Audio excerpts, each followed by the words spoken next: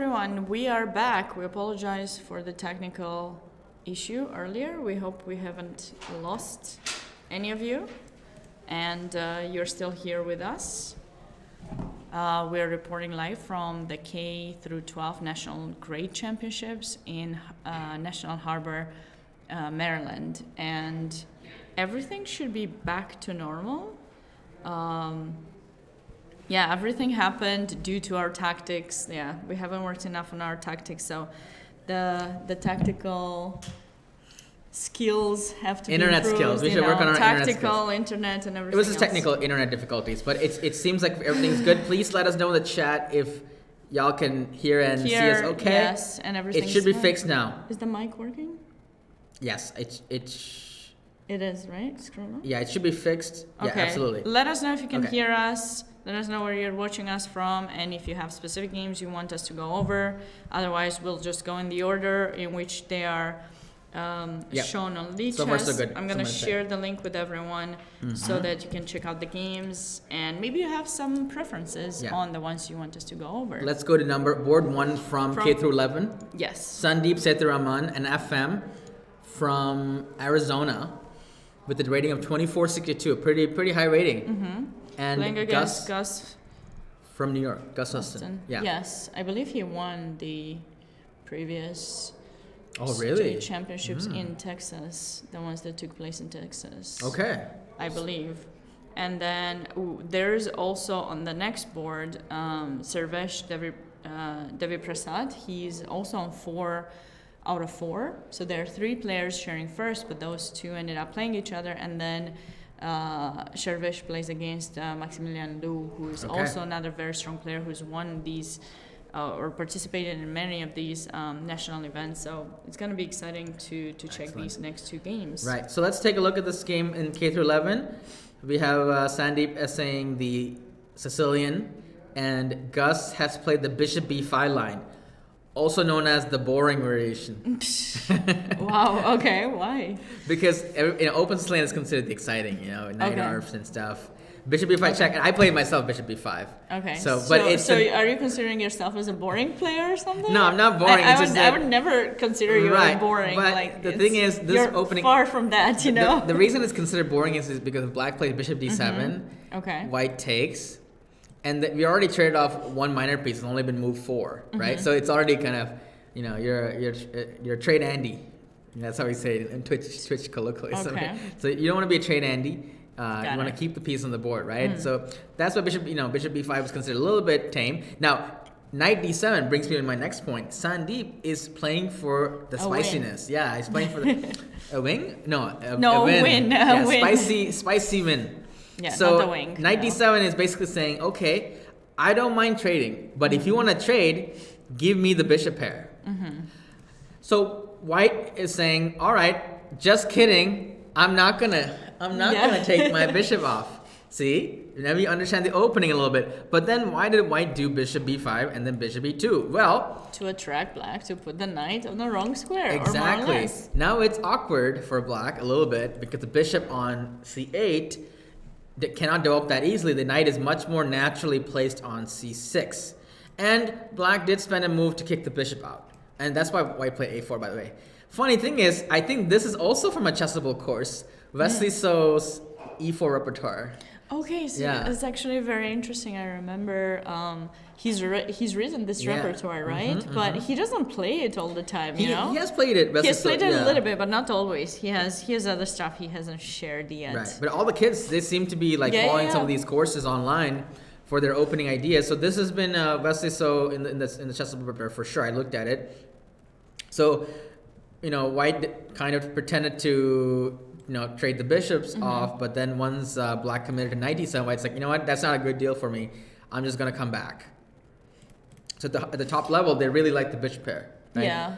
Also, it's a little bit sad for White in a way because typically you like to castle, go rook e1, and bring the bishop all the way back to f1, so that you can reposition it, maybe like fianchetto it in g2, or just leave it there to protect your king and kind of not bother any piece. The bad thing about it being there is that you might have to move it again, right? Exactly. The bishop on e2 is actually not a great spot for the bishop. It's one of the, in my opinion, it is pretty bad. bishop on e2 and also bishop on d2. These are probably one of the worst places for a bishop because you're getting in the way of your rooks. You're only looking to the side.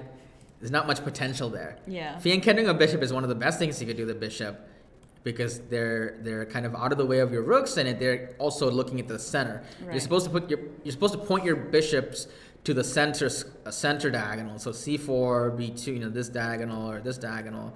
These are some nice diagonals. So that's why the bishops usually end up in those squares, if possible, in most openings. But okay, we lose something, we also gain something.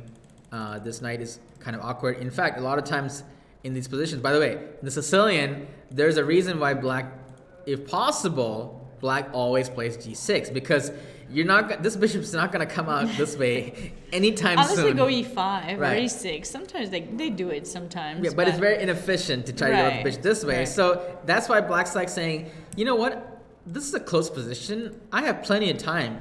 Since I have plenty of time, I'm just going to develop the bishop in the best diagonal, which is g6, bishop g7.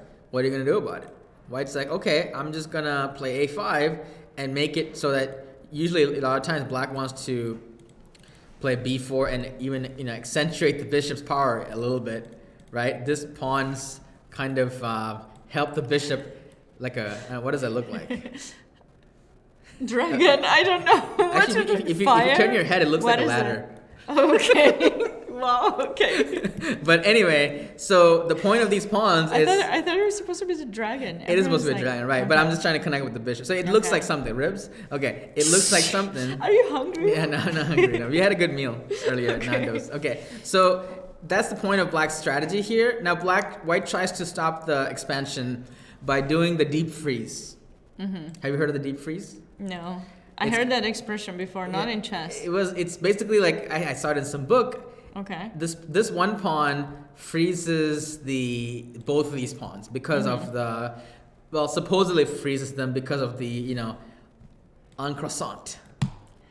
Why is everyone saying that these days? I think they just it's funny. No, I made it's it so up. funny. Did I make it up? No, you didn't make it up. Kids these days, I was teaching a camp, I think last year in St. Louis, and then the kids were saying en croissant. Oh, really? Like croissant, like from the French, right? En passant, yeah. So yeah, because en passant is the it, official right? terminology, but we can call it en croissant if you'd like Sounds to. good. So yeah, that's why. Oh, looks like actually that happened. Okay, yeah. So why did black allow white to do the en passant here?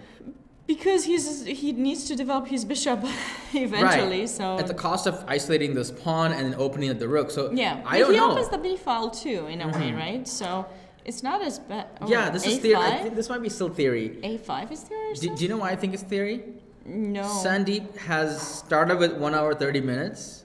Okay. And he still has almost right. 1 hour 30 minutes. So when your opponent's playing that fast and he's in FM, yep.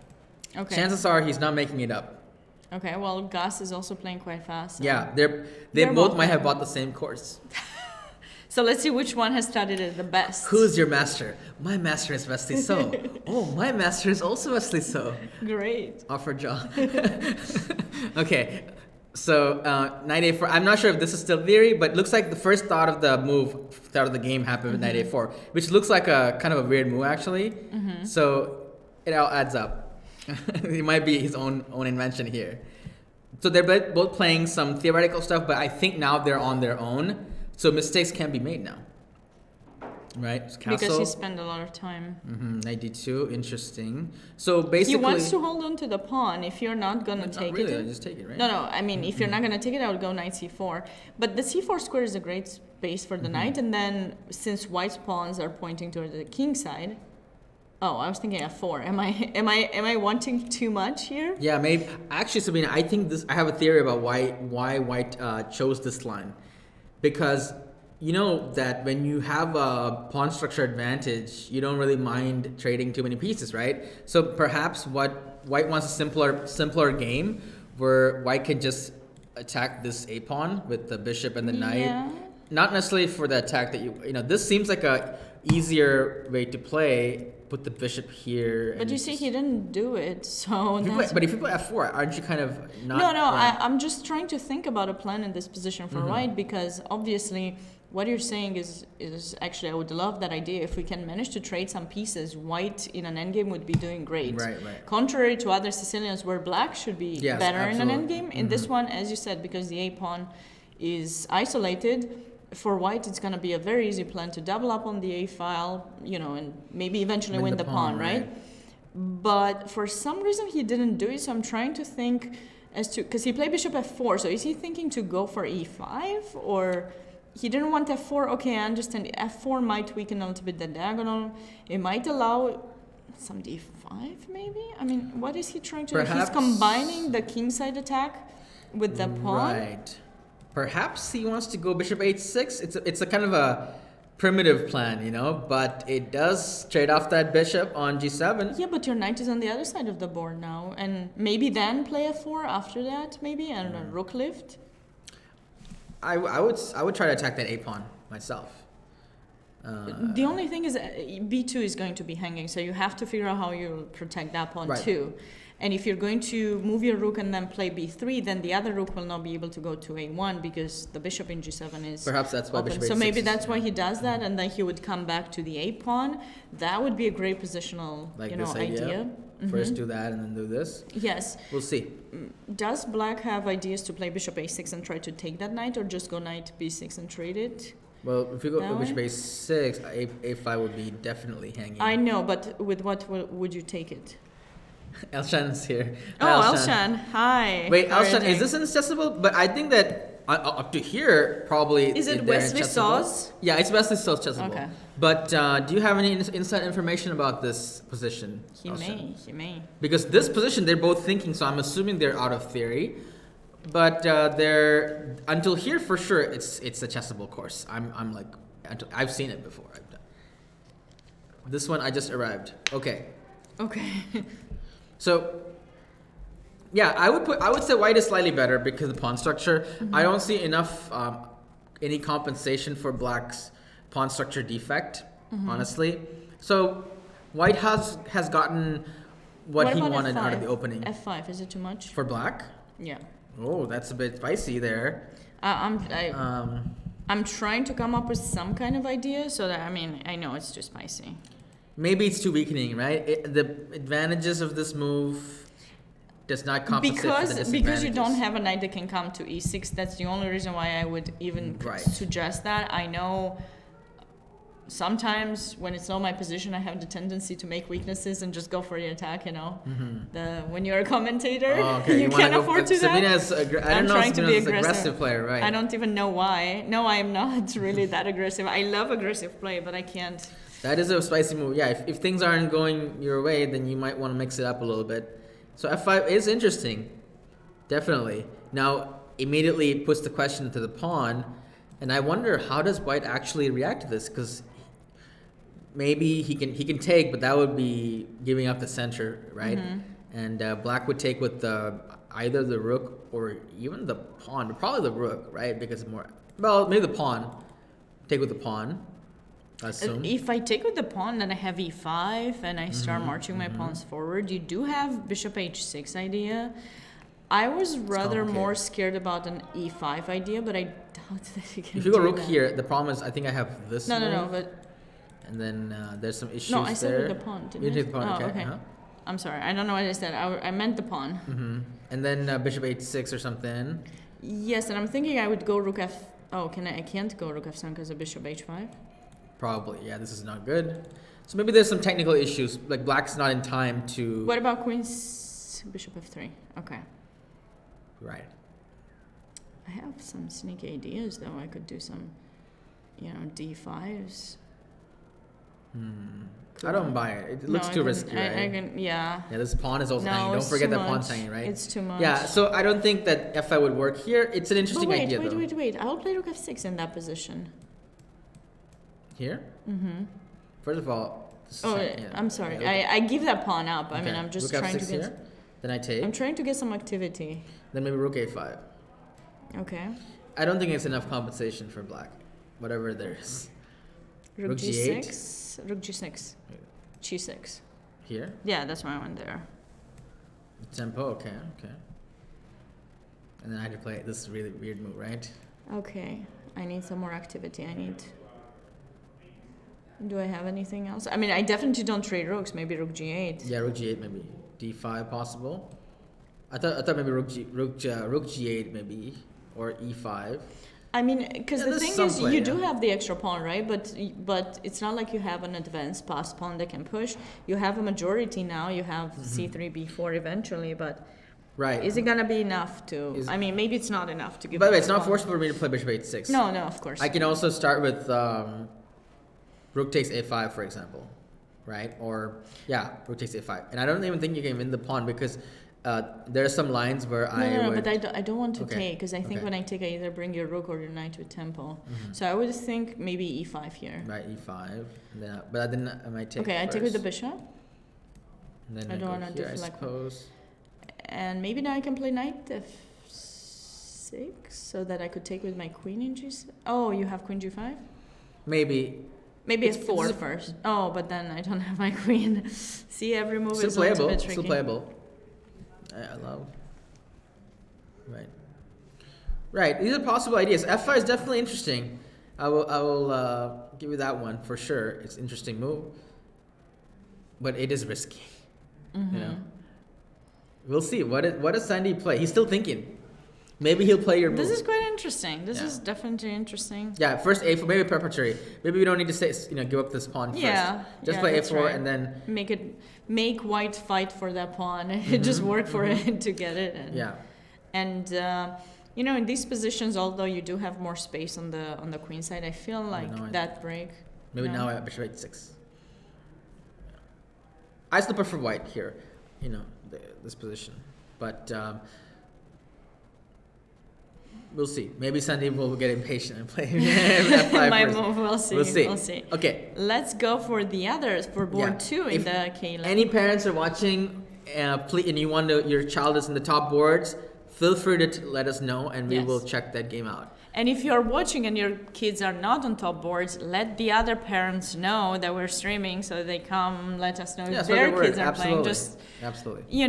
We're trying our best to make this more relaxing in a way, or maybe we're stressing them out by doing commentary for the games in case something happens. But to just if your kids are playing, watch us and let's try to talk a little bit of chess and don't have so much pressure on the kid. Sure. Yeah. We're here to help for Yeah. sure. So hopefully that works. This is board 2 of the K through 11. Yes. Maximilian Liu was an NM, I believe, against Charvesh. I don't know the rating of Charvesh, but I should will be check up it. there. He's 2,300 FIDE, USCF. Really? Yeah. He played in the World Youth. 2358 USCF. Okay, so high rated player And for sure. Lou Maximilian 2490. I believe he's an IM already, but I could be wrong. Maximilian is 2490. When did this happen? So Well, last time I checked, he was 2200. Now he's yeah. 2490. He's been playing really well at these, and he's Wow. improved a lot. He's Okay, so Max is. Oh, we have an interesting opening. This is like, I know this line with both colors, kind of, especially with white. This is the King's Indian G3, one of the most solid ways to play against the King's Indian. Mm-hmm.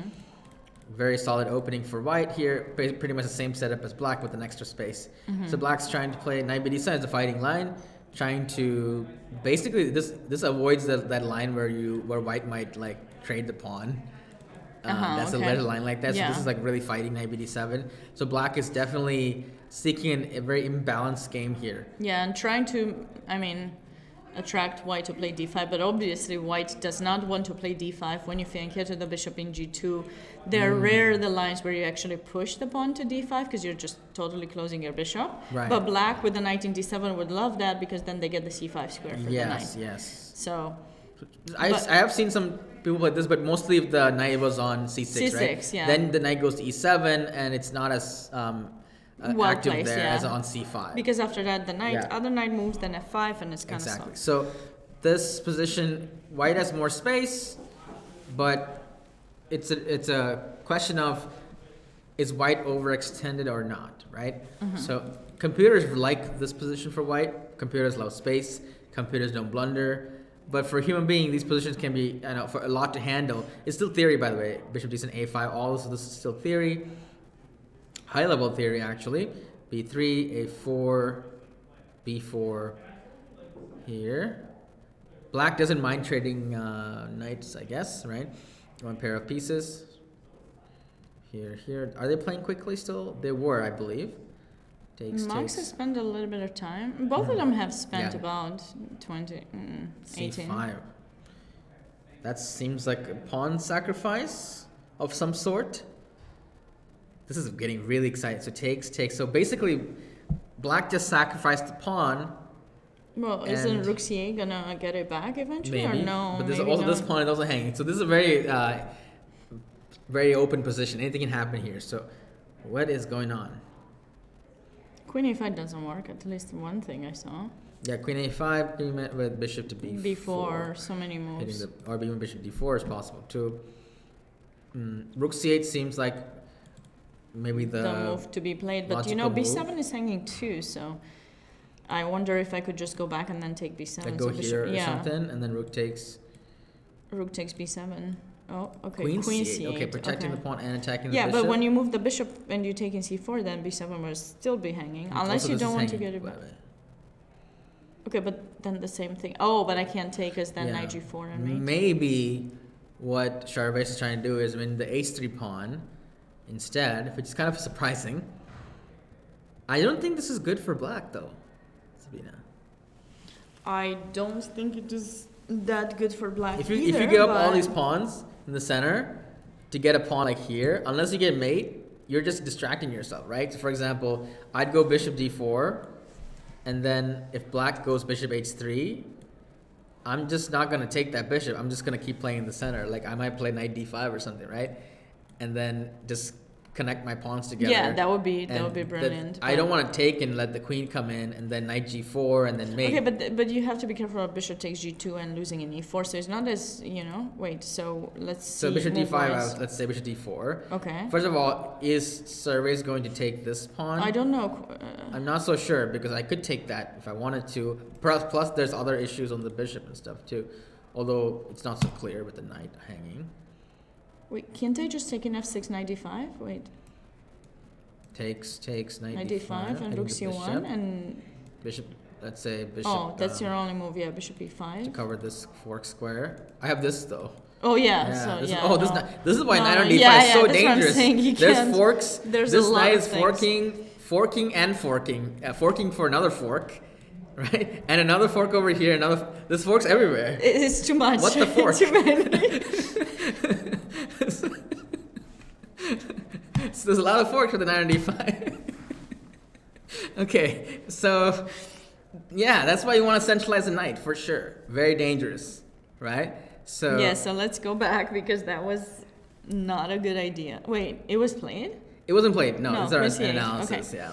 But Bishop D4, no, we cannot do that. So we should go Bishop takes H3. Yeah, Bishop H3. But the thing again, when you're leaving this battlefield to the opponent, he's gonna I'm take just an gonna F6. take. I might just go here for, or after, like you said earlier. But no, you should take first. Okay, sure. I mean, first of all, this is interesting. The knight's hanging. So what do you do about that? Thinking. I wanted to take in.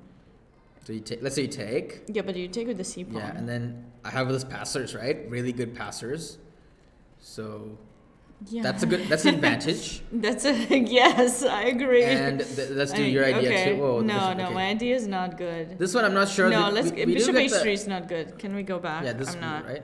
Yeah, I'm not happy about my Bishop H3 idea. So I think that Sharvesh might have misstepped a little bit with the move C5.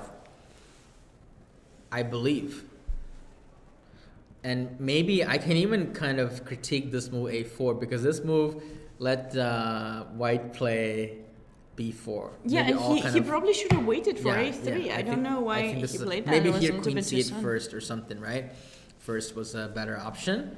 So Black did a lot of things, but did wasn't helpful to his He was position. trying to be aggressive, but okay. So Bishop D4. Let's look at that line again. I mean, not that line. I need another candidate move after Bishop D4.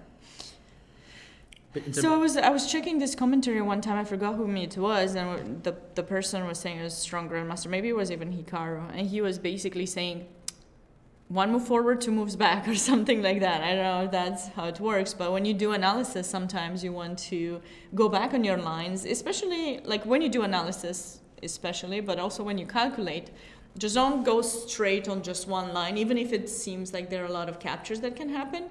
Just try to make sure you're looking around at what the threats are each move, and just consider the possible ideas. Okay. I know a lot of grandmasters don't like this tree idea that Kotov came up with, but I think sometimes when you're trying to develop your calculation skills and how you find the best move, doing that is quite important. So yeah, go wider in your search, right? Yes. Essentially.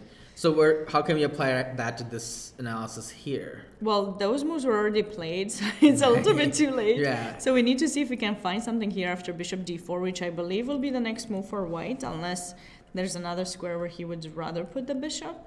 But d4 seems great because it's hitting the knight. Central, hitting the knight. And then after you take it, you have knight d5, knight b6 idea.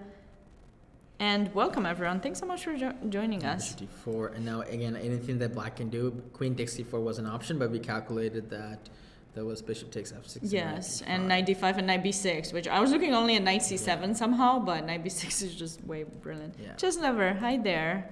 Hi, chess lover. Happy holidays to you too, or holiday season. Yeah, very dangerous knight. That knight is, knight is my favorite piece, remember? What was yours? Bishop, light square bishop. Okay. Light square specifically? Yes, okay, why is that?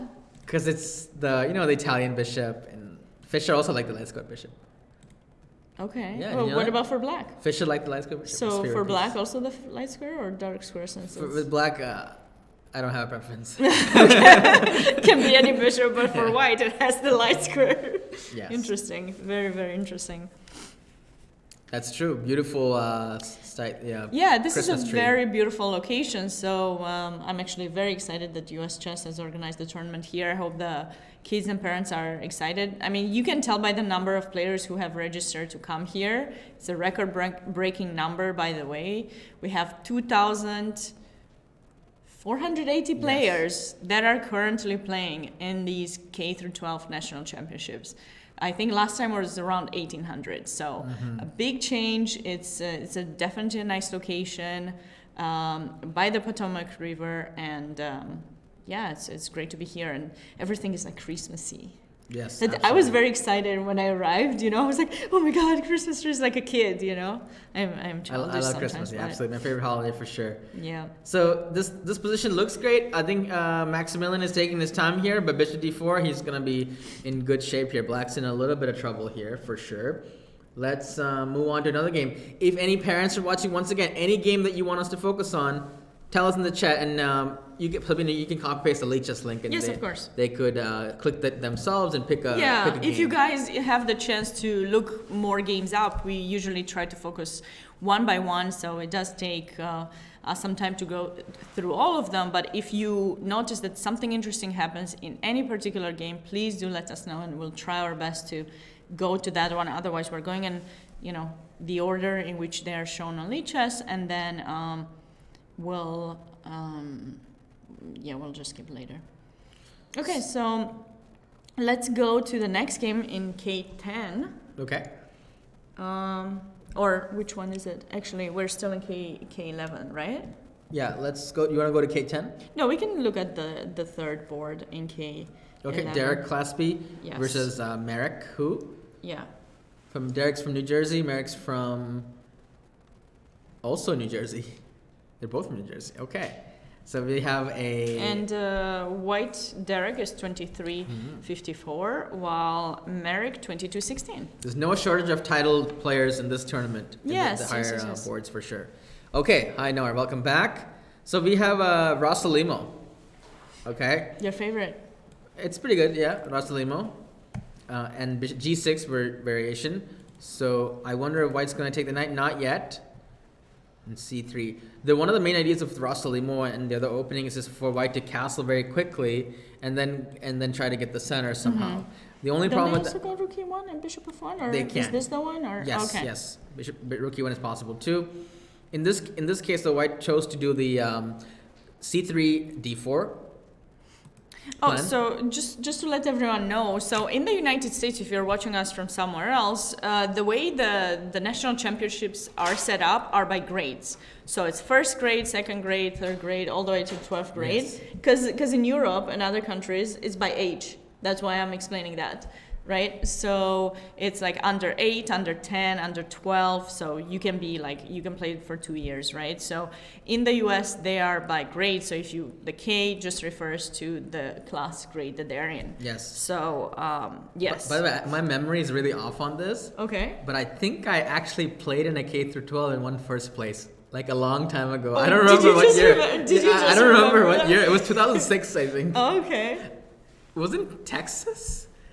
I don't know if this is a record of this, but I played There in a K should through be, 12 and yeah. I won first place. Nice. I remember that it was a big trophy, and I don't know when it was. Like it was 2006. I You know, believe. I never got one of these like very fancy trophies. I don't know if I'll ever have It was the this chance. big. I know. I feel so bad. I never got one of those. Like Okay, in so- Europe, they give Sabina, cups. you're the U.S. women. You were the U.S. women's They champion. give Isn't that good? cups and they give like these small trophies. Like That's not you know, good it's enough. just a You won the glass. cup. Okay. I want that. Yeah. So if someone Okay. ever wants to give me a present, you know, just give me one of those big trophies, and that will make me happy. Okay, sure. I'll remember that, Sabina. Okay. I'll give you my trophies. Good enough. I'm just kidding. I'm Okay. just kidding. But I hope the kids are excited. I actually went in the playing hall earlier today and to check out the trophies because some of the kids were saying that it's just medals, and I was like, no, for this year they're trophies. Oh, there are. Yeah, I they're know. trophies. So the They're trophies medals are there. and trophies, or just trophy? I think that they're medals for the Blitz, if I'm not mistaken. Oh, trophies are team only. Yes. The teams get the trophies. No, but there are a lot of trophies. For the teams. All So of them are for this the teams? this tournament also has teams. No, but there's so many. There's so many teams as well. So the top 3 players from each school Right. representing, they will add the top points and in the list, and the top players from each school three points. They would get the big trophy and they would put it in I the school. see. Okay, Usually so they it- might have changed yeah. it because I thought, ooh, I didn't see the medals. I need to go see the medals. The medals are nice. Maybe tomorrow for the morning stream, we can just snatch a couple of the medals to show them on stream and then bring them right back. Sure. For everyone to see how they look like, you know, because like they can see pictures and everything, but if they're not looking, maybe we can, you know, do a reveal, first time reveal on stream. Okay, sure. If we're allowed. I don't know Sure. if we're allowed. We need to ask permission. Okay, let's go back to the game. We have hi Twiddle Jams and GM Pats. Hi, Hello, how you everyone. doing? So we have Rosalemo and There has to be a correlation between grade and age. No, some of the kids actually are younger and then they're higher in a grade. So actually, I have 2 students that are like normally the age for K5, but they're actually playing in K7 because here they're not allowed to play up in this tournament. well, they're playing in they're are? going to school in K7, but Oh, because they okay. skip some grades or Okay, something, wow. but their age is younger, so it goes by that. So in a way, it's a good thing, but in a way, it might not be so good. I don't know, but in school, they're definitely advanced. So I see. Anyway, so we have this line where white has sacrificed a pawn in order to get a lead in development and a pin, and this pawn is quite vulnerable. So let's see if white will manage to get the pawn back. It will take some time for white to get the pawn back. 92, 93, Interestingly- or 92, 93, or maybe not take it at all. Maybe E5. No, but E5 leaves the knight in there free. Not sure. No, I don't think it works like that. Do you think? Why would you do that? No sandbagging allowed, guys. That's not allowed. It's I not that think. serious to hold back a grade just to play in a team tournament. Yeah, I think don't. it's I that don't think serious. people Okay. do that. I mean, I don't think parents would be happy. Like if they're. Okay, so No. let's move on from this game. This is still the opening stage, Okay. right? Let's go to So- Donald Johnson, who's a national master from North Carolina. I've seen him a bunch of times around tournaments. Yes. And he's playing against Pranav, who's from... My internet decided to stop working. I can't. Who's from... I don't know. Right there, right? Pranav S. Prem. He's from Virginia. Oh, right there, right here. It's not. BA, number 9. No, that's not. Yeah. Oh, okay. I thought we He's went to 2200. So they're both national masters, right? I thought Sabina? we went to get a grade 10. We're still on grade 11. No, 10. I think we got an extra game. We here. do, yeah. But anyway, let's watch this game. Looks like Donald is playing a Grunfeld. Very interesting. I know who Donald's coach is, and I know he plays Grunfeld, so I know this is where it's from. Shout out to Donald's coach. You know we're friends, coach? Yeah. Oh, okay. So we have this. Bishop e3. Okay. You Looks should like put Donald. the ratings next to the names. Well, we do not usually do that. It's has to do with. There's no, Leeches doesn't do that, unfortunately. No, there's a way to do it, but I think it's the TDs that have to put it. Same as the titles and everything. Oh, I won a K through 8 championship in Illinois. Can you click that? Where? This link? Yeah. Well, okay. I won something. Oh, that was in Navy Pier. Which grade were you in? That was a state championship, right, Pete? K through 6 or K through 8? K through 8. Click K. 8? Yeah.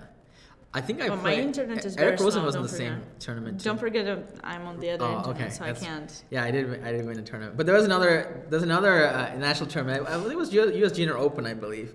And there was a K through 12. It might have been Blitz or Rapid, actually. Game 60. It might be in the Game 60. K through 12. I don't remember exactly. But anyway. But the time control for this event has certainly changed because it used to be, I think, 90 minutes plus 30 seconds or something like that. And then... Right. Okay. Anyway, so looks like they're still in theory, and we're keeping it going. D5. You know, Grunfeld is such a complex opening. White gets this big center, but Black tries to undermine it from literally every angle. And if that doesn't work, then White just kind of steamrolls Black, right? Yeah, specifically the bishop in G7 ends up being very strong. So. Well, hold on a second. There's been a trade of bishop for the knight. I like that for White because now White has all the pawns on light squares and. So did this go wrong for Donald here a little bit? I believe so. If I manage to play E5, will I be able to play F4 here? White seems to be better for sure, right? I wonder do you think that White should try to trade off that bishop? Is that worth the time investment? Where will you place your knight though? Because yes, Black's light square bishop is gonna be bad. But where is a nice square for your knight? I'm thinking deep here. What about rook b1? And then rook b3, rook h3 or something? No, not necessarily. Oh, okay. I thought that's maybe not that's a bad, possible too. Yeah. Wow. But I really wanted f4. He played a4, by the way, for now. Okay, White's definitely better here, slightly better. Right? Yep. Okay. Let's keep going. Let's go to K through 10. Yeah, so K through 10. 10th grade. So we have Nico Chasen from New York. 5 players that share first place with 4 out of 4. And Nico's playing Abhinav from Virginia. And Abhinav is 2077 and Nico is 2498. So a 400-point difference in this game. That's a significant gap. However, anything can happen. Chess, you got to prove yourself. Every game, you got to prove yourself. So we'll see. So Nico's playing Black. Abhinav has played the Spanish. And we're getting a closed D3 Spanish. Bishop C5. Okay. Here. C3. And White, in this kind of positions, White wants to play it slowly. This knight wants to go, can't go here anymore. So this knight ends up going to G3. This is one of the most classic maneuvers. I believe there's a name for this maneuver. I never heard the name. If the knight was here, this is called the Stanley's maneuver. Stanley, because somebody named Stanley did it once. Okay. And then it's his maneuver. This one, I don't know it. I don't know what it's called, but it's kind of like Stanley's maneuver. Okay. It's a good maneuver. You can sometimes put it in E3 too. I've seen people bring the knight to E3 sometimes because you can go to D5 as well. So obviously you're going towards F5 in general. Sure. Both and possible. you could trade the bishop in E3 and then capture with the knight, and then the knight can go to D5 or F5. So. And do we see Stanley's maneuver coming up? Yes, we do. Well, not really. No. Just kidding. Well, white was going to do that, but black decided to strike in the center really quickly with d5. But do we like knight b3? The other place that I've seen that knight being, placed is c4. Yeah. Knight b3 is a weird but knight square. b3 is, yeah, Maybe because... let's go d4. Because then you take with the knight, right? Or something like that, I'm not sure. I'm not sure that's going to be... Or also d4 when there's some queen b3 ideas too, we'll see. Queen f6. Yeah, it's a bit weird, for sure. You know what I was thinking? Maybe bishop c2 was just unnecessary by Abhinav here. Don't you think? There was no need to put the bishop here because it was already on a good square. Mm-hmm. Usually you play bishop c2 and they play knight a5. Yeah. So Abhinav might have flinched too early, right? With bishop c2 instead of waiting for knight a5. Waiting for one more move. Yeah, this is too passive. So it seems like Nico took advantage of that fact and played this d5 move. And the bishop is a little bit But I'm not weird. sure, Gauri, because in this game, black played with bishop in c5. Mm-hmm. I'm more familiar with the lines where black was the bishop in e7 because this was the Rey Lopez, right? Mm-hmm, mm-hmm. So in Rey Lopez, usually people put it in e7, the bishop. Mm-hmm, Sometimes they put it in c5, but I think I think this line is a little bit sharper. There's sharper, a lot more theory, and you have to be careful. Sometimes you even end up giving material or something. Noor, thank you so much for subbing. US just thanks you. So I think And that us black, too. it seemed like black knew this opening better than white. Mm-hmm. And white is kind of playing generically Yeah. and not understanding the position enough. So it seems like, after knight f4, this is not going that well for Abhinav here. Because not only does black has 2 bishops here Mm-hmm. and more space. White doesn't have that much going for him. So he's trying to trade queens here. This is, when we see a high-rated player versus low-rated player matchup, this is the kind of stuff you see. Like, Yeah, they want to trade because they think it's Yeah. easier and they will draw in an end game, but it doesn't really go that way. Actually, sometimes stronger players are happy with that because that's how they think they can outplay people in an end game. So or clearly, something like that. white is playing for a draw. If he can make a draw, he'll be happy with it. Nico played knight e7, which I like a lot because he's threatening to damage the structure, and we can immediately see the power of the 2 bishops. So one of the advantages of having 2 bishops is that you may exchange it for a knight at almost any time, right? Or you have the power to exchange the knight for the bishop, but knights usually cannot reach the bishop that easily. It's the same. So black has the ability to take the knight anytime, or white has to be careful about it. Yeah, but we play can't. The knight bishops e2 are or kind of something. safe, especially like behind these pawns. I really like knight e7. I also think he might consider bringing the knight towards f4 since that is the square where is not controlled by the direct square bishop because we don't have a direct square bishop, right? Knight f4, more like knife f4, right? Very dangerous. Very dangerous on f4, hitting everything. That's right. Right. So, knight f4 is one of the best squares for black. Yeah. And knight f5 is one of the best squares for white in many positions, right? Knight f5. So, they're both good squares. Knight e7 is a great move. It's a multi-purpose move. Yes. It opens the bishop, and it's like this bishop was watching The door? the backside of this knight. The knight has got to go, right? Right. So knight's gonna get out of the way. I call this watching TV.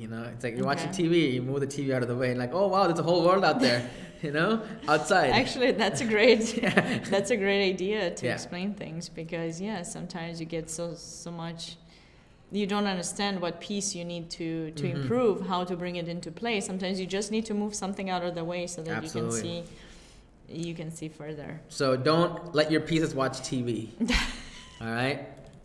Don't get in the. Not too much. Yeah, just not too much. you can let them watch the stream. Twitch. Twitch is fine. But That's fine. not the Okay. TV. 97 is good. We'll see. I think Nico's better. Definitely. But white can still, defend. There are probably good moves white can play here. But it seems like white's going to be passive for a long time. So I would give a minus, slight clear advantage to black here. 2? Yeah. Minus 2. No, minus Did 1 we get probably. disconnected, please? Minus 1. Did we Okay. Are we still connected? I think we're good, right? We're Make good? sure the internet is Let good here, us guys. know. Let us know Let if us everything know. is still cool. Let's move on to another game. Yes, next board is from K through 12 is Eddie Tian, right? Yep, Eddie Tian. Against Jack Levine. So Eddie is 2481, and Jack is 21-14. Big difference in the rating, but not as much as the last one. Let's have a look. Eddie starts with the Queen's Gambit, and Black plays the Queen's Gambit declined. And once again, we have a Catalan opening, which I know like the back of my hand. You do? Yes. Yes, because you mentioned it back earlier. Of my hand. So here we go. We have. You're playing it with both colors, right? I have done it. Knight C3 though. This is a new. Usually they don't play Knight C3 in the Catalan. They play Bishop G2. They castle, because when you play Knight C3, your pawn is it's hard to recover that pawn. Yes, So, actually I've it's a seen curious people do move. it sometimes, but Yeah. I think they don't mind the capture because they would eventually go 95 or Yeah, it is 92 and take it. Weird line indeed, for sure. Black took the pawn, and now White is Maybe gonna. he took it too soon.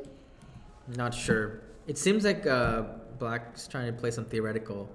By the time that White takes the pawn back, Black wants to attack the C5 pawn as well. But I thought this move was supposed to be played before castle. Maybe C5. Maybe I'm confusing the lines. Yeah, I'm not too sure. It seems like.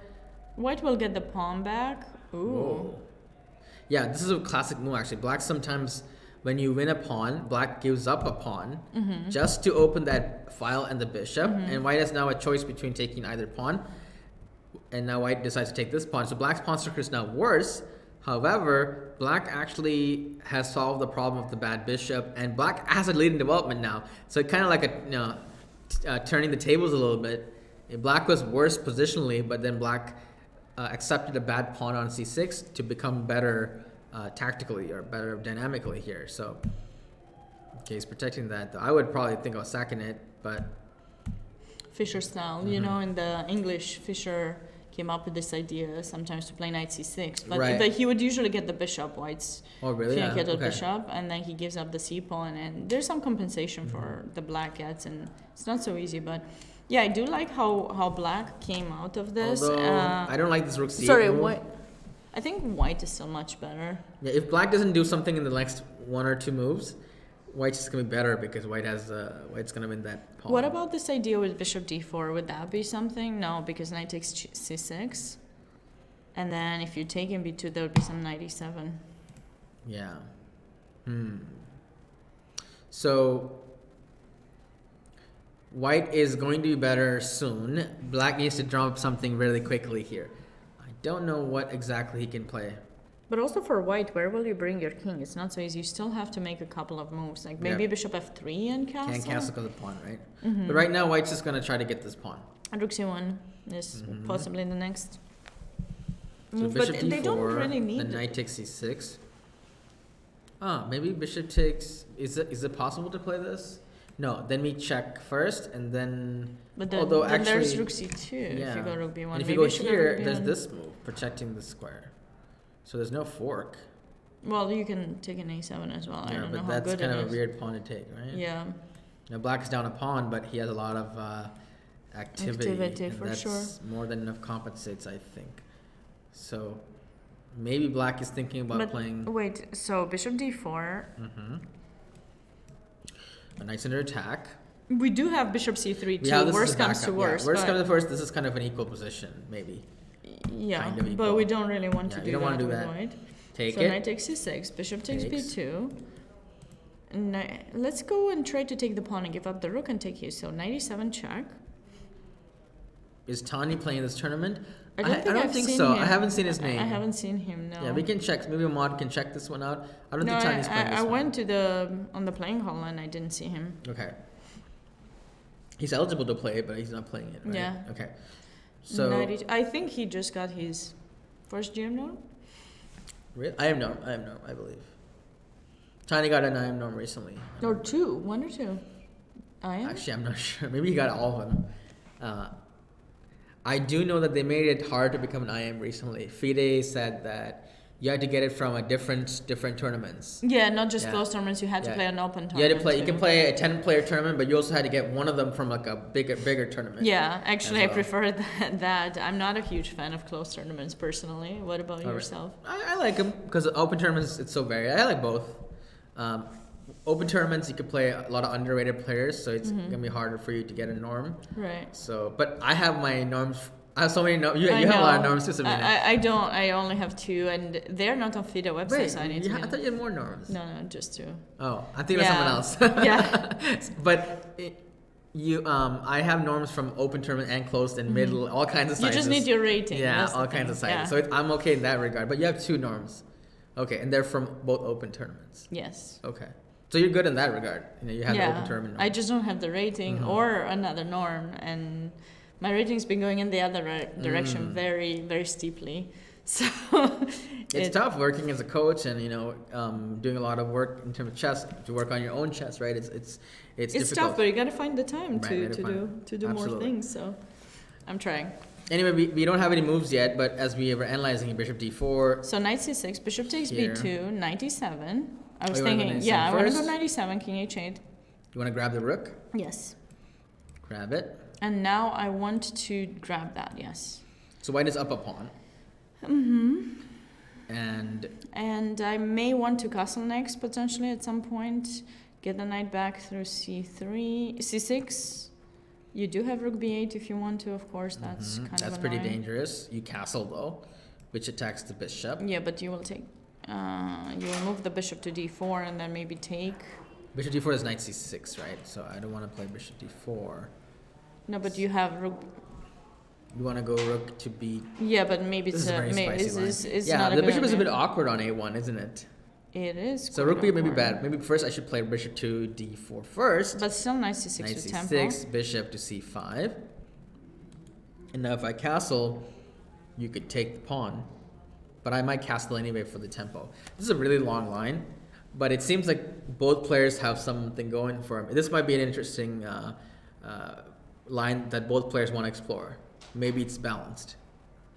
Maybe white has a tiny advantage, but not enough to win the game. Castle, bishop takes. He has a passer, right? Yeah, here's...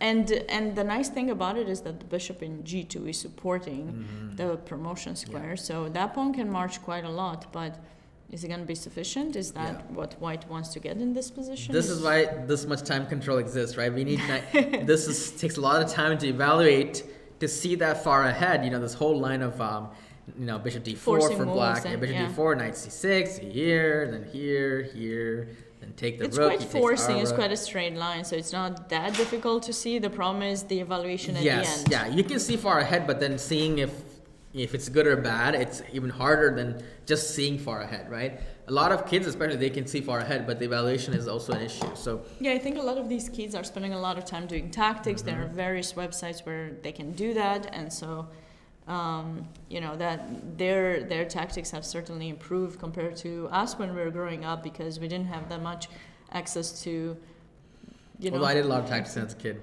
I did too, but there was no online. My dad bought like an old book. I think it was an old Russian book. Yeah.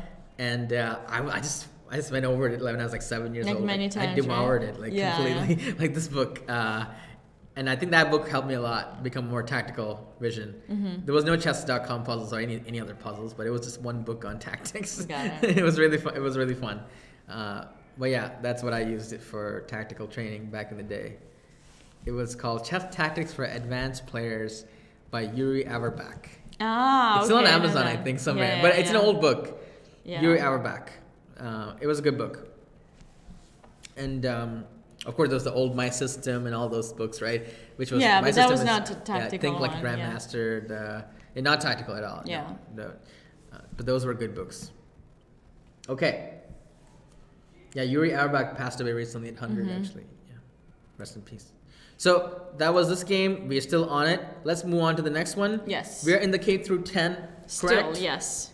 One more game. We have one more game in K through 10. I was checking.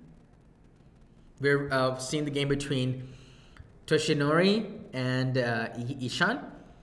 Toshinori is 2040, and then white Ishan is 2212. Okay, so from they're New playing Jersey against New York. Ooh, Okay. that's a spicy game. We definitely need to pay attention to.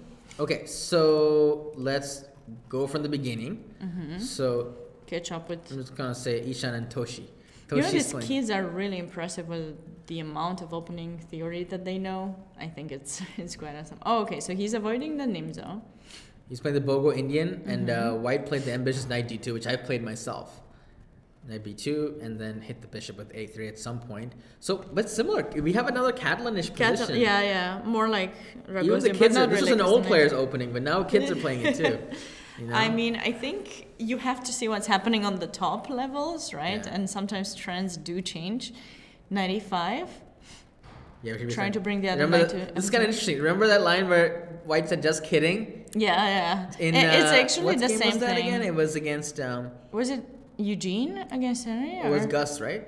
Was it Gus? Oh, yeah. The same pattern repeats in a completely different opening where bishop check. There's a result, guys. Let's go to that since... Right, just kidding line, by the way. No, yeah, but go to boards. I mean... Maximilian, right.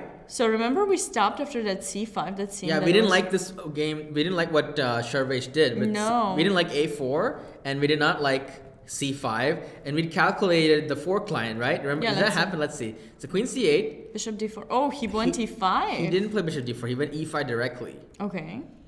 Okay, so what is this doing? Well, this knight is almost of the trapped. knight. He's had the same idea as we did to get rid of the knight. Holy Moses, that's another problem here.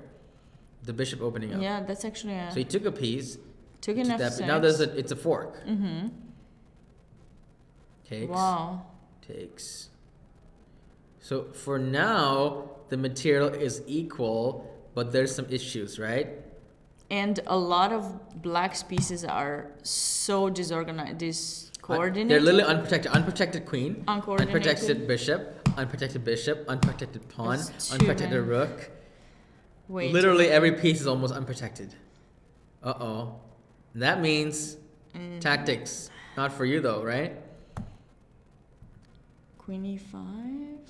He didn't go queen e7 because takes and then rook d7 knight f6. And if queen c6 is not a move that you want to play because it puts the queen c6. I think rook takes b7. Anyway. Yeah, that's a nice move. Rook b7. Yeah, that's cute. Anyway. Wow. That's okay, that was a tough loss for knight 94 played. Queen e5. Rook b7. Gonna be some forks here. Oh, it's pin. It's pin. Wait, no, that was probably he probably resigned. Yeah. Wow. Yeah, because if he goes rook c8, just takes in c6 and. So quick victory by Maximilian here. That was. Black really faltered by.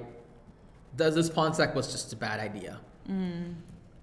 Didn't work out, and then Max punished him with deadly precision, computer-like accuracy, right? e5 and then takes. We were looking at bishop to d4, weren't we?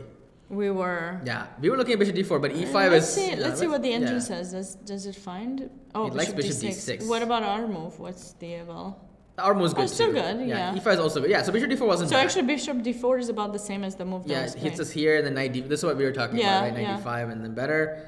And e5 is.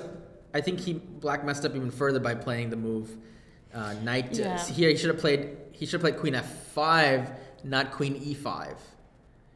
Queen e5 because queen f5 protected. He has created way too many weaknesses for himself, and then his pieces just stayed uncoordinated. So he wasn't able to really regroup, at least with the bishops, to have them kind of safe. Like if he had some time to go bishop g7, bishop c6 to at least cover some of the weaknesses, that would be good. Let this be a kind of a lesson here for everybody. The more pieces that you have unprotected, things just go wrong, right? So all the pieces are unprotected, kind of hanging in the black's position. That's why everything just happens immediately and goes wrong. It was like a train wreck essentially, right? Something's gonna give, not that move, this one. Yeah. That's what happened in the game, and they resign because here takes check. Yeah. King is also hanging unprotected here. A checkable. So these are the signs of tactics. A king that's checkable. A piece that is barely protected, like hangable. Hangable. So that it just sounds like everything. 1-on-1.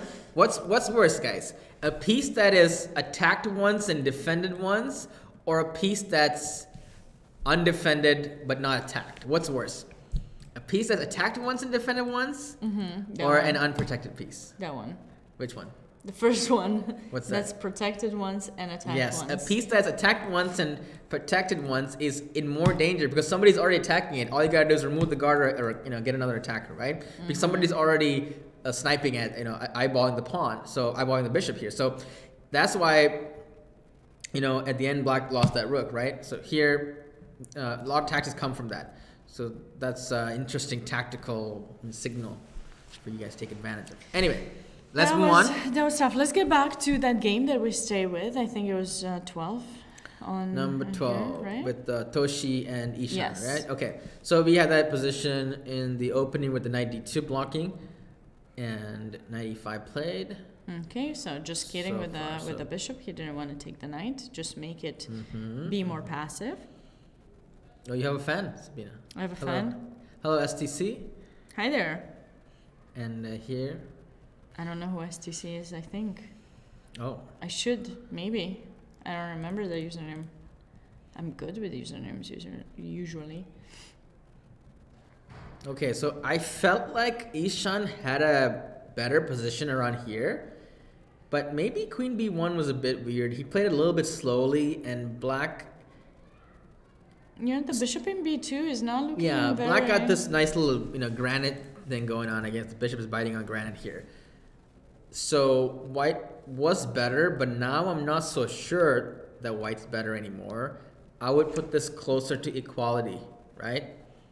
Don't you think the bishop in b2 is so bad? It might be better for black. Now black wants to go rook c8, chase your queen away. b3 is weak because we talked about that. Imagine a rook getting to d3 or a queen getting into d3 square.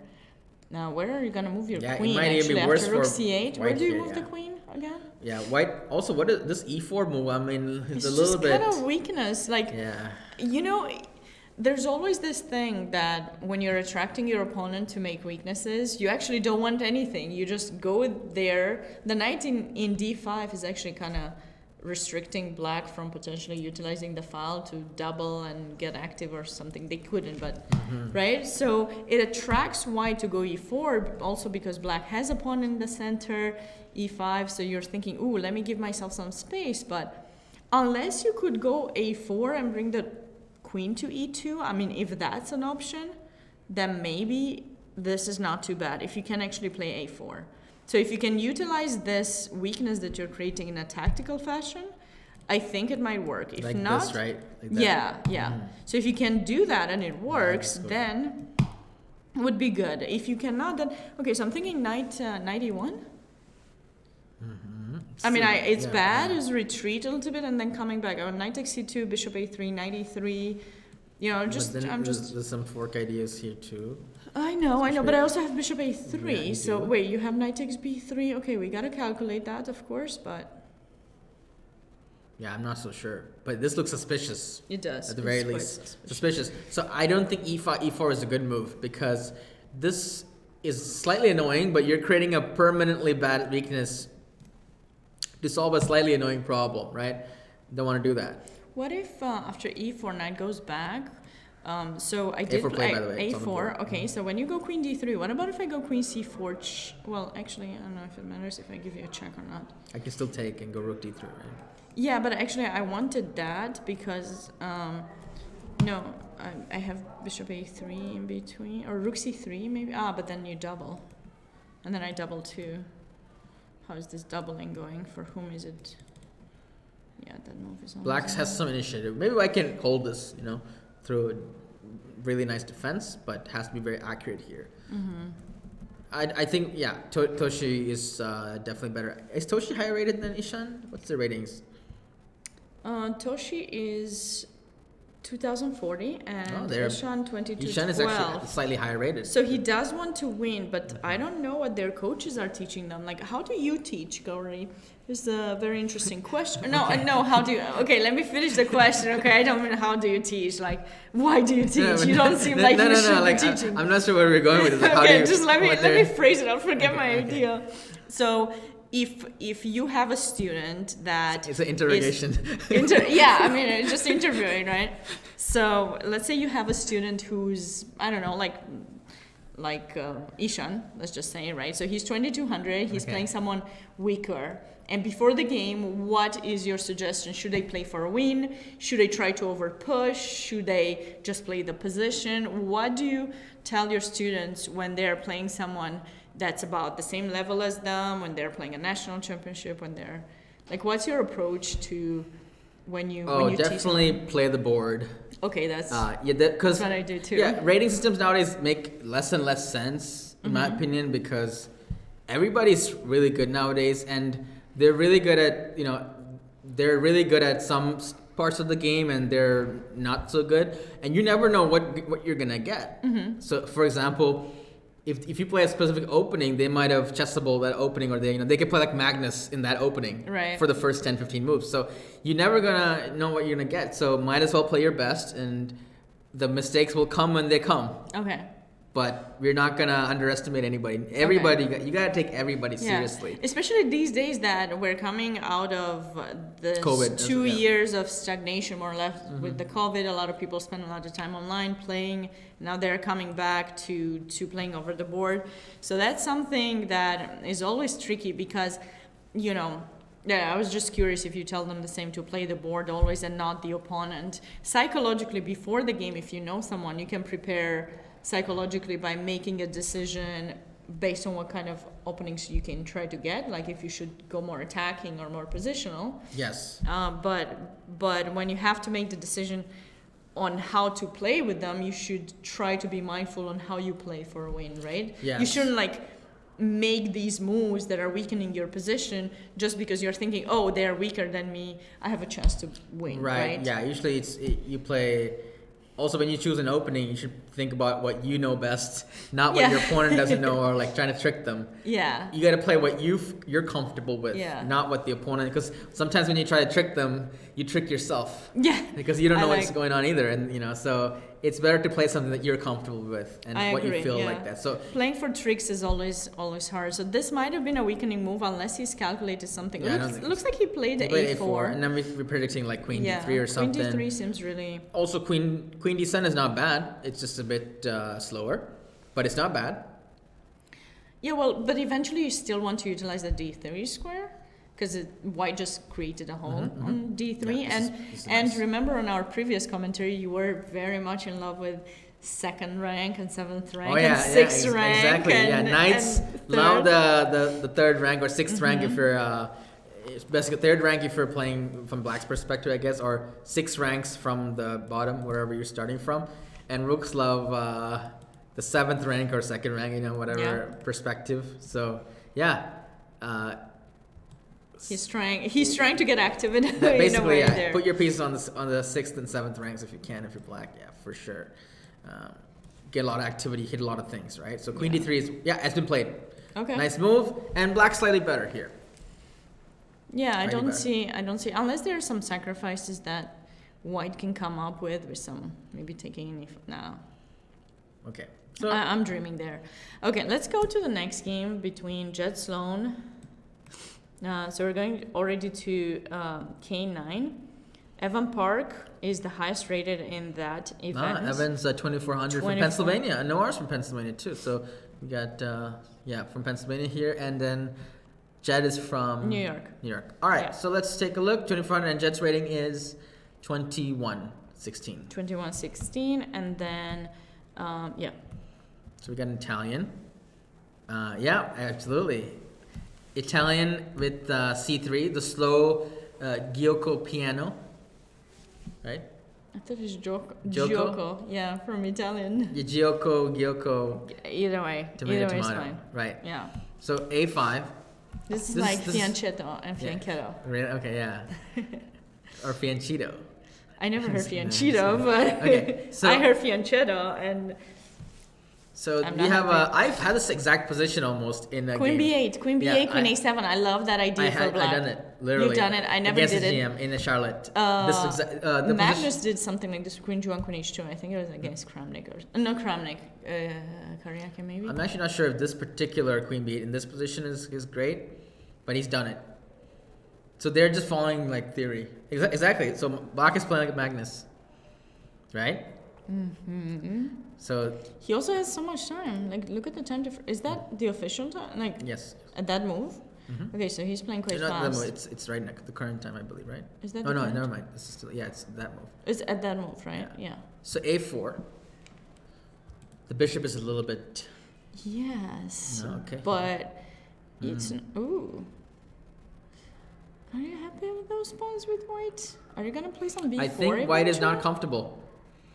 White is not comfortable. Evan is very aggressive. Okay. White is gonna try to find a way to attack the king side. Okay. Okay. Those are a lot of weakening moves. I don't like the knight in f1. Is he gonna find a way to get it into play? He took in b5. There's only one problem with black's position, and it's pawn. But there's multiple problems with white's position, right? Like the king is open. The rook is hanging. You bad, need rook is to hanging. like. Queen is kind of, it's okay, but it could be attacked. The knight on f1 is bad. So it seems like something is wrong with white's position. Well, they could go grab the f4 pawn if they manage to, which seems like doable. Okay. 95. That's a tactic. If you take the pawn, And then there's knight there's a e3. fork.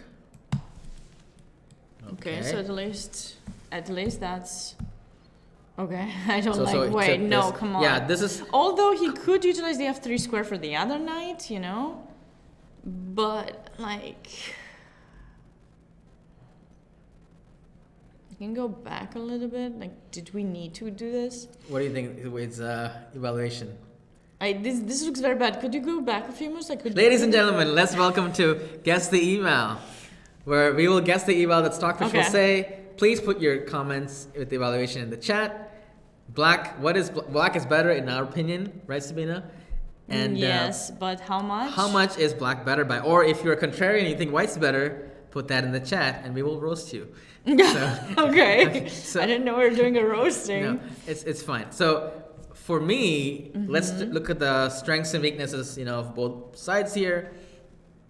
Nobody more than minus 0.8. Okay, so we have bishop versus knight. First of all, that's the imbalance in this position. Yes, bishop versus knight. The bishop seems to be better than the knight. The knight doesn't really have many places to go. I mean, where does it go, right? F3 maximum. Even on F3, it's not like the greatest spot in the world. The rook. These rooks are looking at a closed file. This rook's already an open file. They could transfer, but it's, these rooks are not that great. Our queen is more active than this queen. Yes? Pawn structure. Well, black does have this double pawns as a problem, but this pawn, black has more space because of that pawn, right? Yeah, now it's And this protected, open so file. you're not worried Right. about. So pawn structure, maybe white's pawn structure is a bit better, but a lot of pieces had to clear off first, and that's like not the most important factor. The most important factor is how good the pieces are active, right? And the space advantage here. So for those reasons, and king safety too, right? Minus 2.5. Wow. So king Wait, is it's also too more much? safe. No, I'm not. I'm just saying wow. That's all. That's my view. What does the chat So think? Sabina thinks it's minus 2.5. I think it's a little bit too much. 1.7 maybe. Yeah, minus 2.5 might be a little too much because that's still close to a piece, right? I would say minus 1. Okay, let's see. Minus 1. Anyone else in the chat? Last call for evaluation. But you have to look after rook d8, not after rook d1, because I think rook d1 yeah, is here. a mistake. Rook d1's a mistake. Really? Why is rook d1 a mistake? I don't think white is ready to trade. Oh, Artemas, hey. Yes, of course. Tell us which game you want to look at, and then we'll look at it for sure. Joel says negative 1.7. Yeah, click on the link to find the game that you want us to cover. Absolutely. Yeah, so I would say minus 1. The right answer is minus 0.8. Oh wow, I thought. But is the rook d1 a mistake? Yeah, it's a slight mistake, but it's minus 0.8. Yeah, so One yeah, point- it's between minus 1 two and... was too much, huh? Yeah. So nobody important was the closest, I guess. Good job. But did you use the Good engine job. though? I don't know. Yeah, hopefully you didn't use the engine before. Okay. We're So not- anyway, we're not yeah. using- So black is minus 1, but not over for white. It's just a very unpleasant situation for white. All right, let's move on to the next game with Rohan's Padgett. game against Lang. And what section are we looking at, Sabina? Same section, K10. K10. Okay, we're looking at Rohan from K10. Rohan is He's from 2243. Rohan's from Ohio. Ohio. And he plays against Rohan's 2243, and his opponent is Lang Xiang from Virginia again. Mm-hmm. A lot of players from Virginia because it's so close, right? So we have I think this is a Carol Khan, by the way. Let me go back here. Yep, a Carol Khan. Carol can or Carol can't? We'll find out. Here, knight f6, bishop g4. This is all theory. White usually gets this e5 square because the half open file is for white here, the half open file for black is here, and the half open file in the e file is considered to be much more important because it's in the center, and white will definitely take advantage of that to get the knight. Actually, me and Noir had some games in this line similar. We might have the exact same position on the stream once, something similar. So what white wants to do is to launch an attack against the king, rook lifting. Black wants to do an attack on the queen side. Attack. Now, it's more dangerous, obviously, to attack the king, right? The rewards are so much higher. But if black manages to defend this attack, then black will take over the queen side and win some endgame. And these are quite typical positions. Carlsbad pawn structures with reverse colors, of course, and then white does the same thing, and then with b4, b5 in the Carlsbad, so from queen's gambits and things. I actually ended up playing recently, and I didn't get the chance to get much of an attack with black, with the knight in e4 and everything. And my opponent totally crushed the queen side, and there wasn't so much I could do, because that minority attack, if it comes, you have to be careful with the weaknesses that you're creating, and you usually end up losing the c pawn. Right. And then if you lose a pawn, then it ends up being quite bad. So. But with white though, it seems like white's a bit faster. Yeah, right? in this faster. specific position, it's about speed, it seems basically. that way. Yes. It's about power. It's about drive. Stay hungry. Stay devour. The Rock. Okay. You know that song? No. Okay. You should know. No one knows. I should know it. Okay. It's about speed. It's about power. It's about the attack on the king side, not the attack on the queen side, because the king side is faster. I just don't know that song. Maybe you just said it in such a way that. Okay. So knight 95. We're going for speed. Okay. So I don't know if that's good or not. Speed is. I'll take that as a compliment. Okay. Speed is important when you're going for the attack, right? Especially when somebody attacks each other's flanks. Yes. Speed is important. So as we can see, white is going for that attack with f4. But you see, the queen in b3 now is out of place. Yeah, but right? I can come back very quickly. Yeah, I can it's do not like that a quickly, like a cue ball. Like, you can definitely around. can't get it to h5 for sure, but you need some g4 stuff, g5. It's gonna take you a little bit more time. I feel like it's faster. Yeah, queen d1 played. I'm gonna put my money on white here for sure. Well, he's the stronger player. I would put my money on him too, but. Knight g4 played. Knight g4 is an interesting move. He wants to trade off the knight on f6. But then the knight was already pretty good on e5, so I'm not 100% sure on knight g4. K-12 starts with board 2, and it's board 2, 3, and 4, I think. But I don't know what happened with board 1. Maybe it's put on 21. We haven't gotten there yet. I think we have 3 boards per... Can you check? We have 3 boards per section. Yeah. Right? Yeah, can you scroll down? Because the number 1 is gone. Number 1 no, is that's not blank, number 1. yeah. Can you scroll down? No. There are 20 boards. We have 20 boards. Yeah, we have 20 boards. So it starts on board 2. So I don't know what you're talking about exactly. The. But I think there are 3 boards per section. So yeah, so you can search. You can see the standings over on this link. Oops. I messed up. This is the links that you can check the pairings for every section. And then this is the link where you can search for the games, for the broadcasted games. So you can see there are 3 boards per section. I think we had. Do we have 3 or 4? For K. I think it was 3. No, it was 4 for K-12. It was 4, okay, right? It's a little different. It was 4. 3 to 4 boards per section. Yeah, and then for the lower ones, we only have 1. Really? Okay. I think. What game were we looking at? We were looking at the game between Rohan and Lang, and we had this position where I thought that the knight g4 was a bit curious, but white is going for the attack. And I don't know. Let's say this is an interesting position because it's white's turn. Do you think that white's attack is going to succeed? Something tells me yes, because black doesn't have any defenders, right? Right now, yes. Black is kind of behind. Isn't there a rule of 2? Is this rule? What's the rule of 2? Okay, Sabina, in your opinion, in general rule, and Alshan can also answer this. Do you need 2 more attackers and defenders, like to have a successful attack that's almost guaranteed to work, like where you can have faith in your attack? What is the ratio of attackers, and how do you know your attack's going to be successful? 2 to 1. 2 versus 1? Yeah. Does the king count as a defender for black? No, right? I don't count the king as a defender. You don't count the king? No. 2-1. So 2 attackers and 1 defender, right? So let's say the opponent has a knight and a king. Right. And we have a rook, we have a queen and a bishop. That's not enough.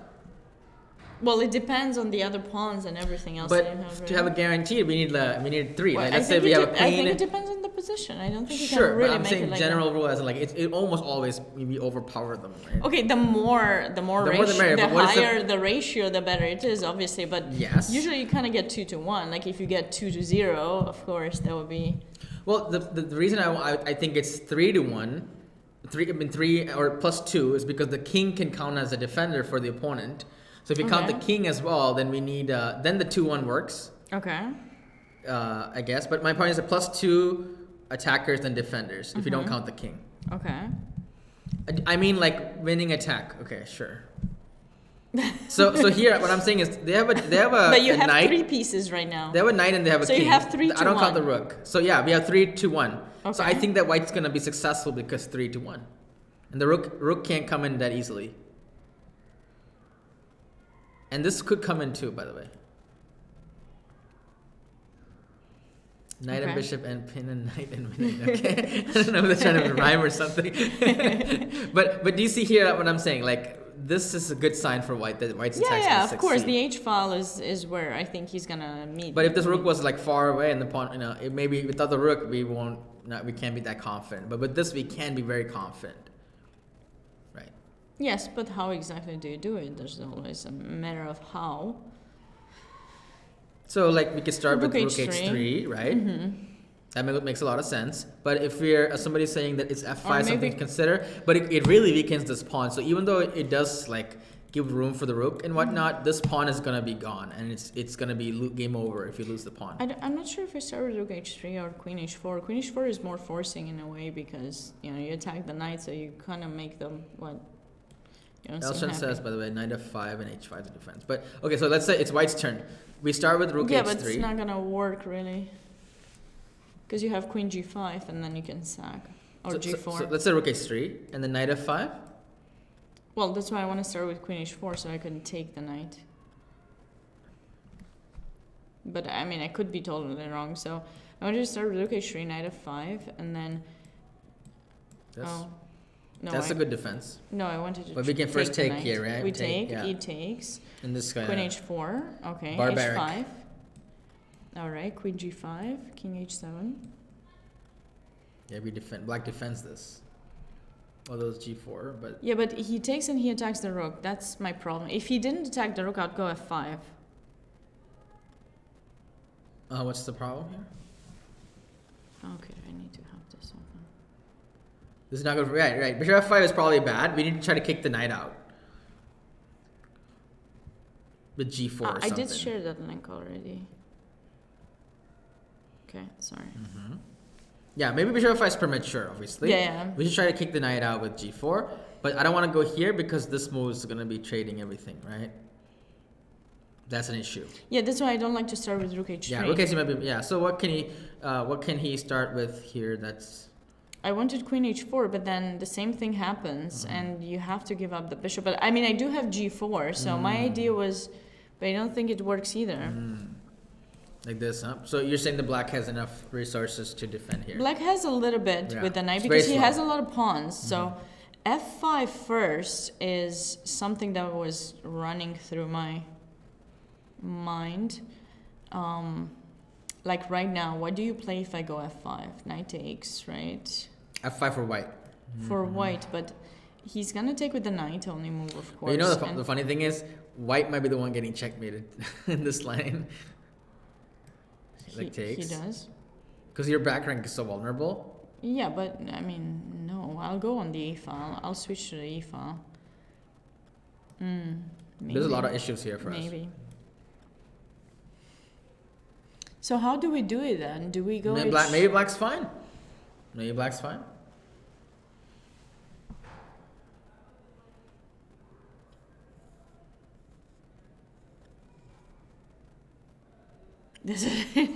I think white. There's some accurate move that white can play here, okay, so rook h3. So maybe he just rook h3, okay. knight f5, queen e2 to play g4. G4. Although it's still fine because they go b4 here, but then g4, and then f5, Sabina. It's crazy though, this whole thing. Where do you go with the knight? Knight g7, f5. And I want to try to get... Should I take once or no, not at all? Should I take once and rook e8? Okay, bc.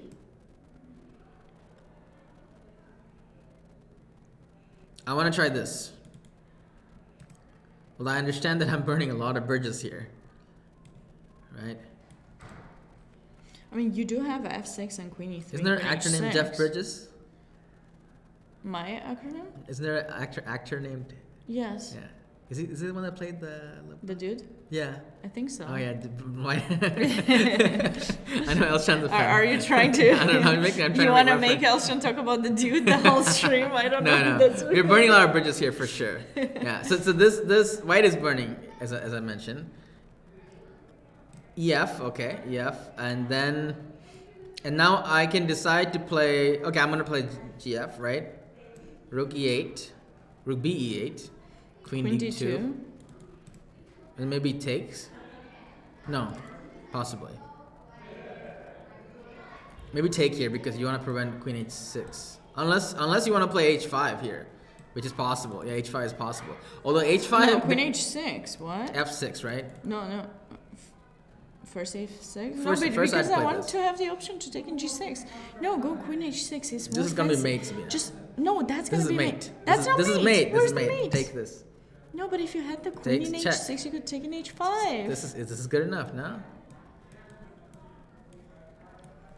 Okay, go back. Queen a6 also fine. I guess, yeah, of course. But f6 is very forcing, no? It is. Yeah. Both are. Have it your way. Is that a? Yeah, maybe h5 is maybe here. GF. That looks so ugly for black. Queen e2. 1 second. Queen e2. Yeah. Let's go back here. Queen e2.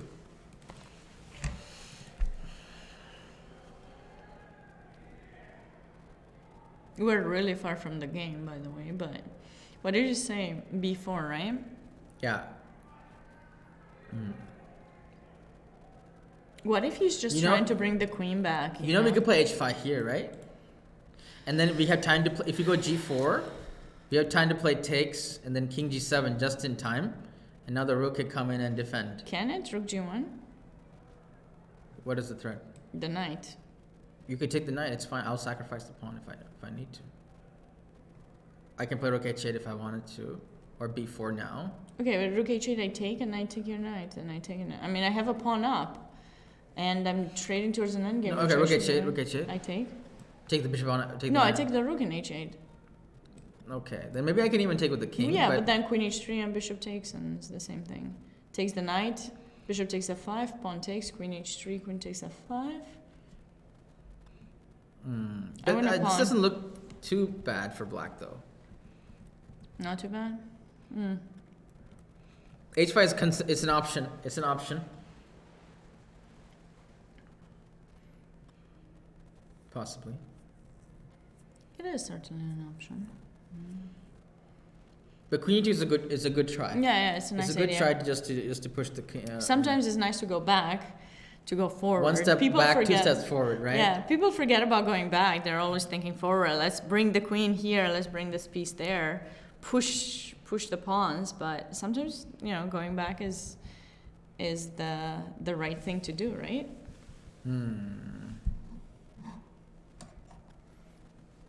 Sometimes you eat the bar. Sometimes the bar eats you. That's from the dude. By the way, Queen F3. We were looking playing? at Queen E2, right? Okay, so you played we Queen have F3. moves. Rook H3, Knight F5, and Queen F3 played. So Rohan is thinking the same lines as us, I guess. Well, yeah, but they are 15 minutes ahead of us. So. He's thinking like me, but I don't know or if maybe it's a good you're thing or thinking not. like him. Maybe he, you know, he channeled that energy towards the stream. And But I don't know if Queen F3 might be better than Queen E2. Although something about Queen E2 I liked more. I don't know why. You had Queen E5. You also had pressure on B5 sometimes to take that pawn. It felt a bit more natural to play Queen E2. Actually, wait. Let's see what the Eval was saying. Elshon was saying is okay. Let's check the Lord 0.1 or Almighty. something? Yeah, computer likes Queen E2 here, and it says wow, triple it's zero. only 0. Yeah. Wow. So what was the defense? Knight D6. What? Knight D6. What? Okay, G4, right? And then Rook E8, just cold-blooded. And black. But now the F5 is hard. Wow, But hold on. that's a brilliant no. idea. But I'm not sure. I don't even trust the engine here because it's low depth, you know? Yeah. I don't know if I trust it. But remember the line with H5? Mm-hmm. Yeah, that was also fine. H5 is like 0.3. H5 is good. B4 is bad. G4 plus 2. Mm-hmm. So but it always wants to go with the knight in d6, which is an idea we didn't consider. You see, as a human, you're often considering, "Oh my God, my king is weak. Let me go back and keep it safe." But in this case, but it's funny because this is a repetition. That's what the computer is saying.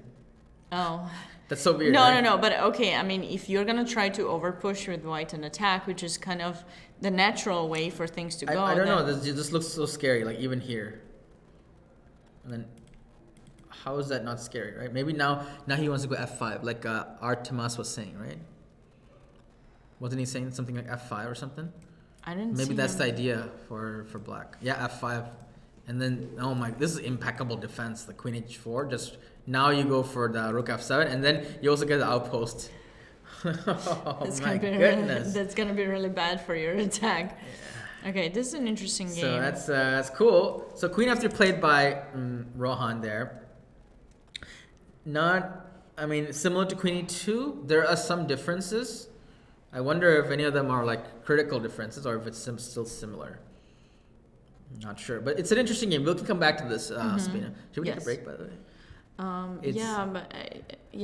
We need to get some wings. some Red Bull, yes. We'll get some energy drinks. Yeah, and, we'll take a short break. Stay close. We'll be back with the second part of this commentary. Hope to see you soon. Yeah, see you soon, guys. Okay. Right. Don't go anywhere. We'll be back in like 5-10 minutes. Okay.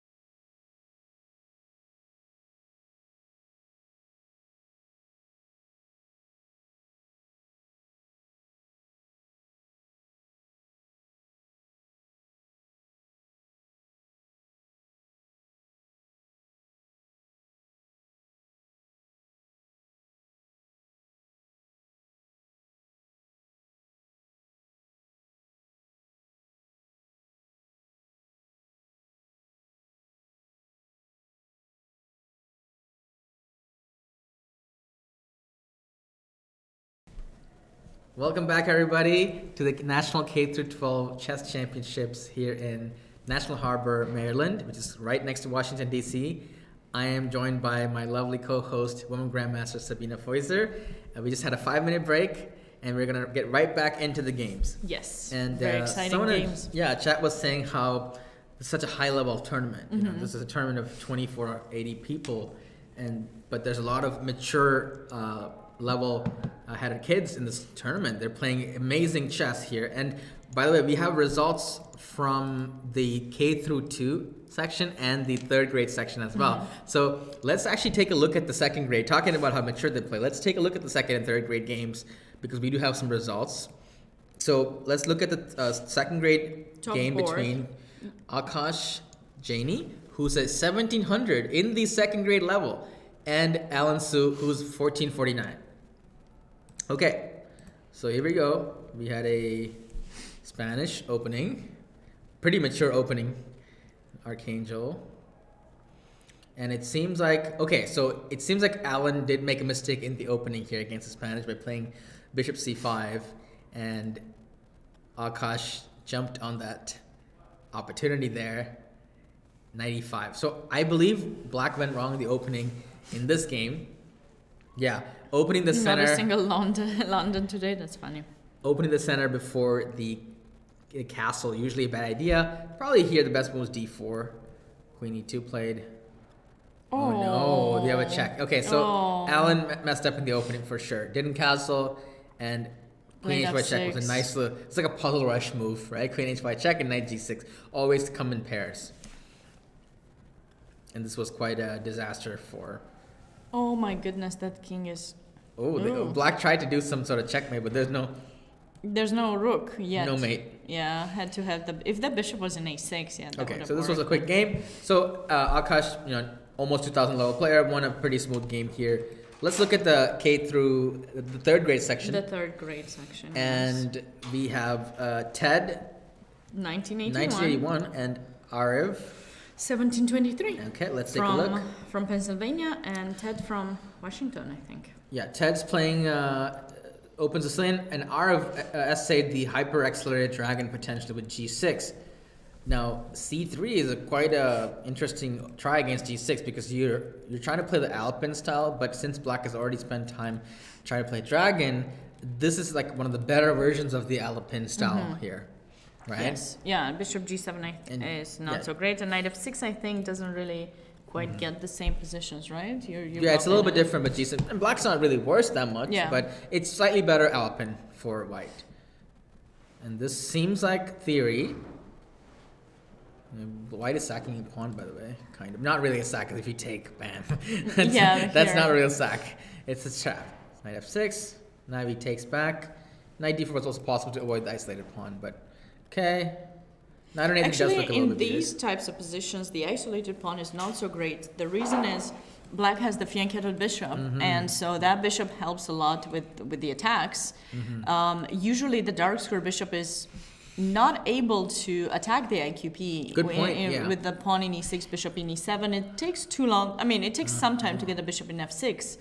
But here, the bishop is ready, so... That's why knight d4 was probably better. Yeah, it was a better choice for sure. Good point there, Sabina. However, Black, it seems like Black kind of played a bad move here with e6 for no reason, right? Yeah, I always tell my students, and they don't listen sometimes, but you should be mindful about pushing g6 and e6 because the bishop cannot cover both diagonals that you're opening. Yes, be and careful then you're playing leaving this. Yeah, absolutely. too many holes. Absolutely. So e6 was not necessary here. Probably even...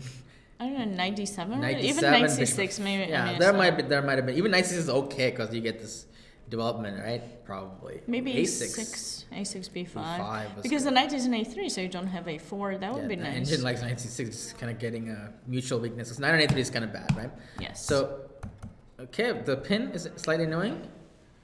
Pin it and win it, they say, but... So Black's bishop is on c8. Unfortunately, a problem here. And Black goes pawn grabbing. Wait a second. And the queen is going to stay trapped after bishop b3. Oh my goodness, bishop b3. Even if the queen doesn't get captured soon, although it might be, is just totally out of play, totally restricted, and you really want to try to avoid that. Mm-hmm. Yes, absolutely. So bishop takes d4 is played. And he did manage to get the queen out, but at the cost of losing that important bishop. And wait, is white gonna sack the exchange on d7 and then play bishop f6 and sneak in over here? It might happen. It didn't happen. Could he have done it? I think he could have done it. But the queen goes to h6. In this case, he does. Yeah. That's why he played queen g7. But we could have played rook c7 here. h3. That's such a slow move, right? That's very slow. That's way too prophylactic for. You don't want to make slow move in a fast position. That's for sure. It's not really fast because it's not like black has that easy way to develop the pieces. So you still have quite a number of moves. I guess there's a threat here. He wants to take on c8 and take on d8 and doesn't want to get that rook to back rank mate him. But even though bishop is here, something along those. I think maybe he just gave him the move. He's like, this is like a Zugzwang position. Play, please.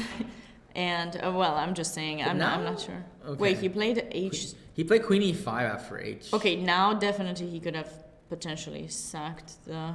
But the bishop is hanging.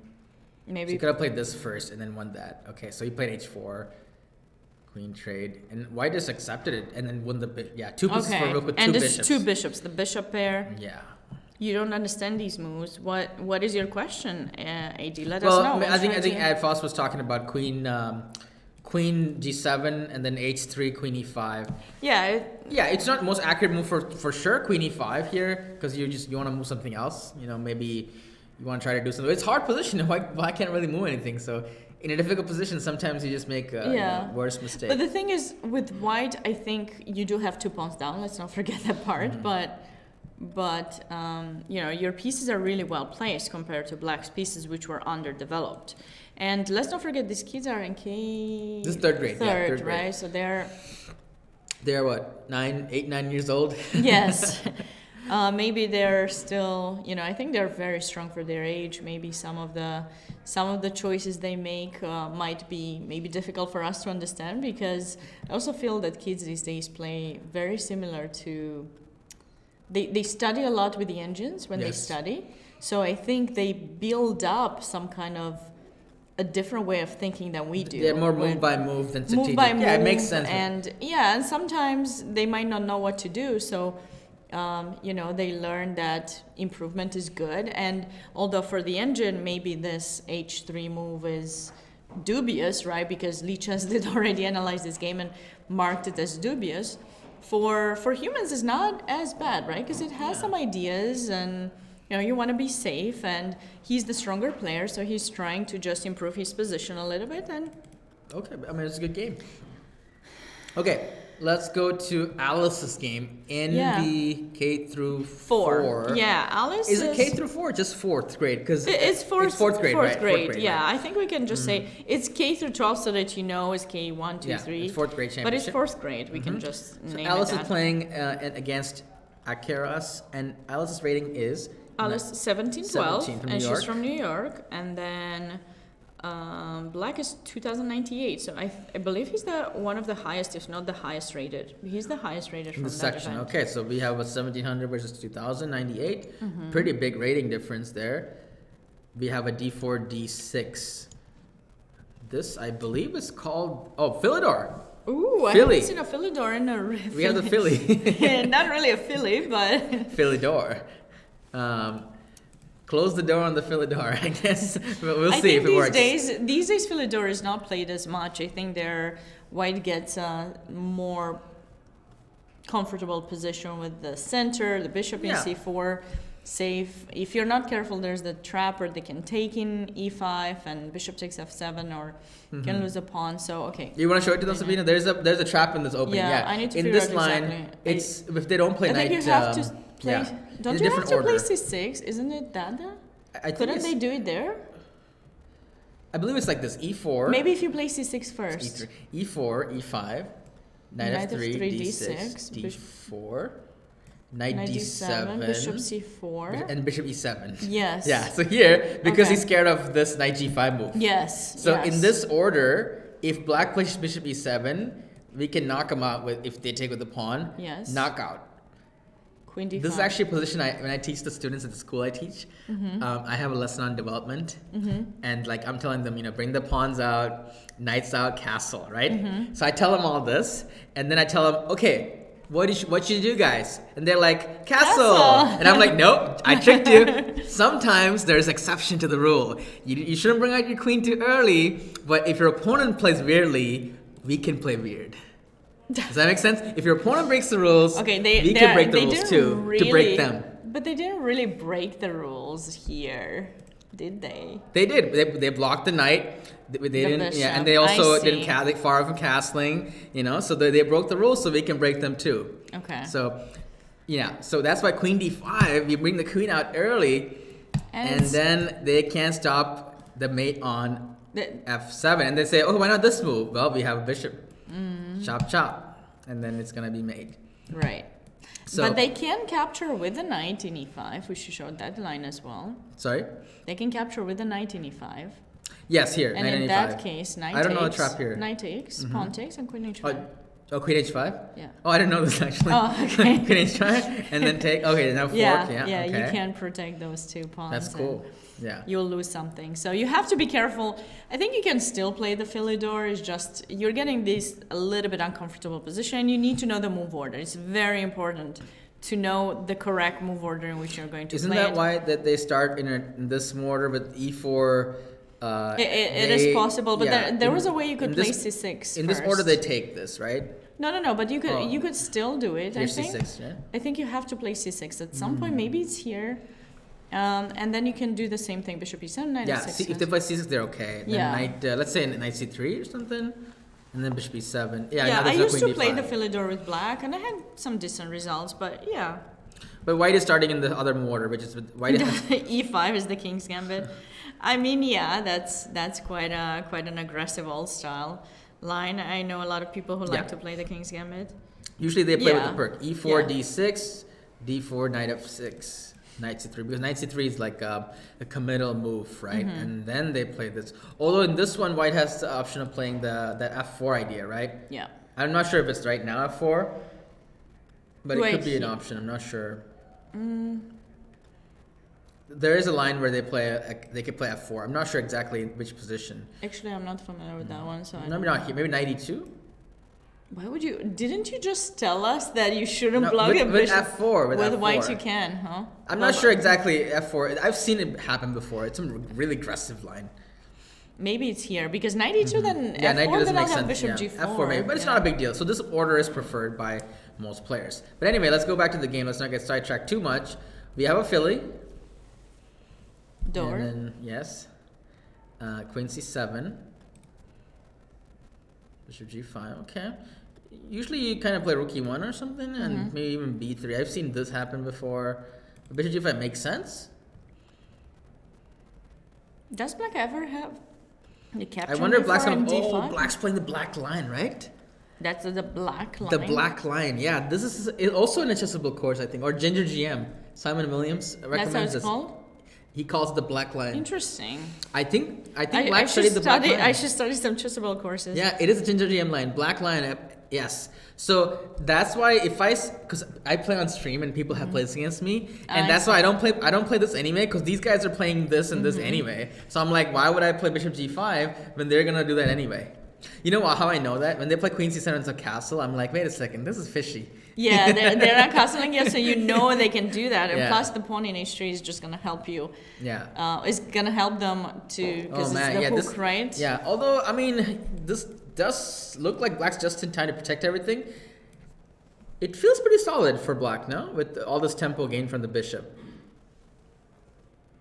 Right? That's why I think into bishop g5, rook e1 was a bit more, let's say, a flexible move, right? And if they really want to go black line, we might play b3 or something like that, or a5. I like b3. If they play g5 now, it's a little different because now we have Bishop a3. bishop a3 or bishop b2, and we have other And then ideas. you want to take an e5 and take an e7 maybe. Maybe, yeah, right? maybe they play g4. I have knight h4, right? Yeah, So it's not yeah, easy yeah, to play that. no, So, no. I mean, this is an option. White can be more flexible with their planning. Now black has something going. Black has a desirable version of the black line, right? g4 coming in. This pawn's a hook. That's curious. I thought. I mean, h5, h4 is coming h3. I'm just gonna start pushing. Is it possible? Yeah, we can check it occasionally. Yeah, we usually not all the don't. time. We try to avoid that. But if you guys want to do it on your own, you can certainly put the eval. We try to kind of discuss what's happening in the position and give you our human perspective as what is happening. Unless we put guess the eval, then we gotta use it. We do guess the eval sometimes. Yeah, guess the eval is when we look at this. So this position, I don't know. I think black's fine, for sure. And g4, black has to attack. Takes. And then I was curious, Sabina, like bishop takes g4 seems more natural, right? Because you want to develop a new piece, yes, and the knight could still be very well utilized over there, but in the same time, the knight in g4 controls h2. When you go h5, h4, you might maybe take that bishop or. But the rules of chess, we wanna develop everything. I would have played bishop g4. Knight g4 seems a bit artificial flavors, right? We'll see. Knight e2 played h5. Take. Okay. Okay, that knight.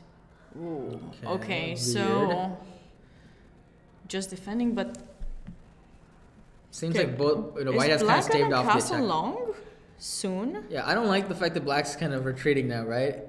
Yeah, I was expecting h4, h3 very soon, but somehow it got to retreats. Okay, queen there because there was a discovery. If you took an f7, if you go back one move. But why this square of all the squares? Oh, I don't know. I don't know why that square, but for sure there was the idea that after capturing in f7 there would be some discovery potential. I think I can summarize it. It's a very complicated position and nobody knows what they're doing. Is my But the bishop in h2 is definitely kind of badly placed. It reminds me of that very famous nobody knows game. As I said before.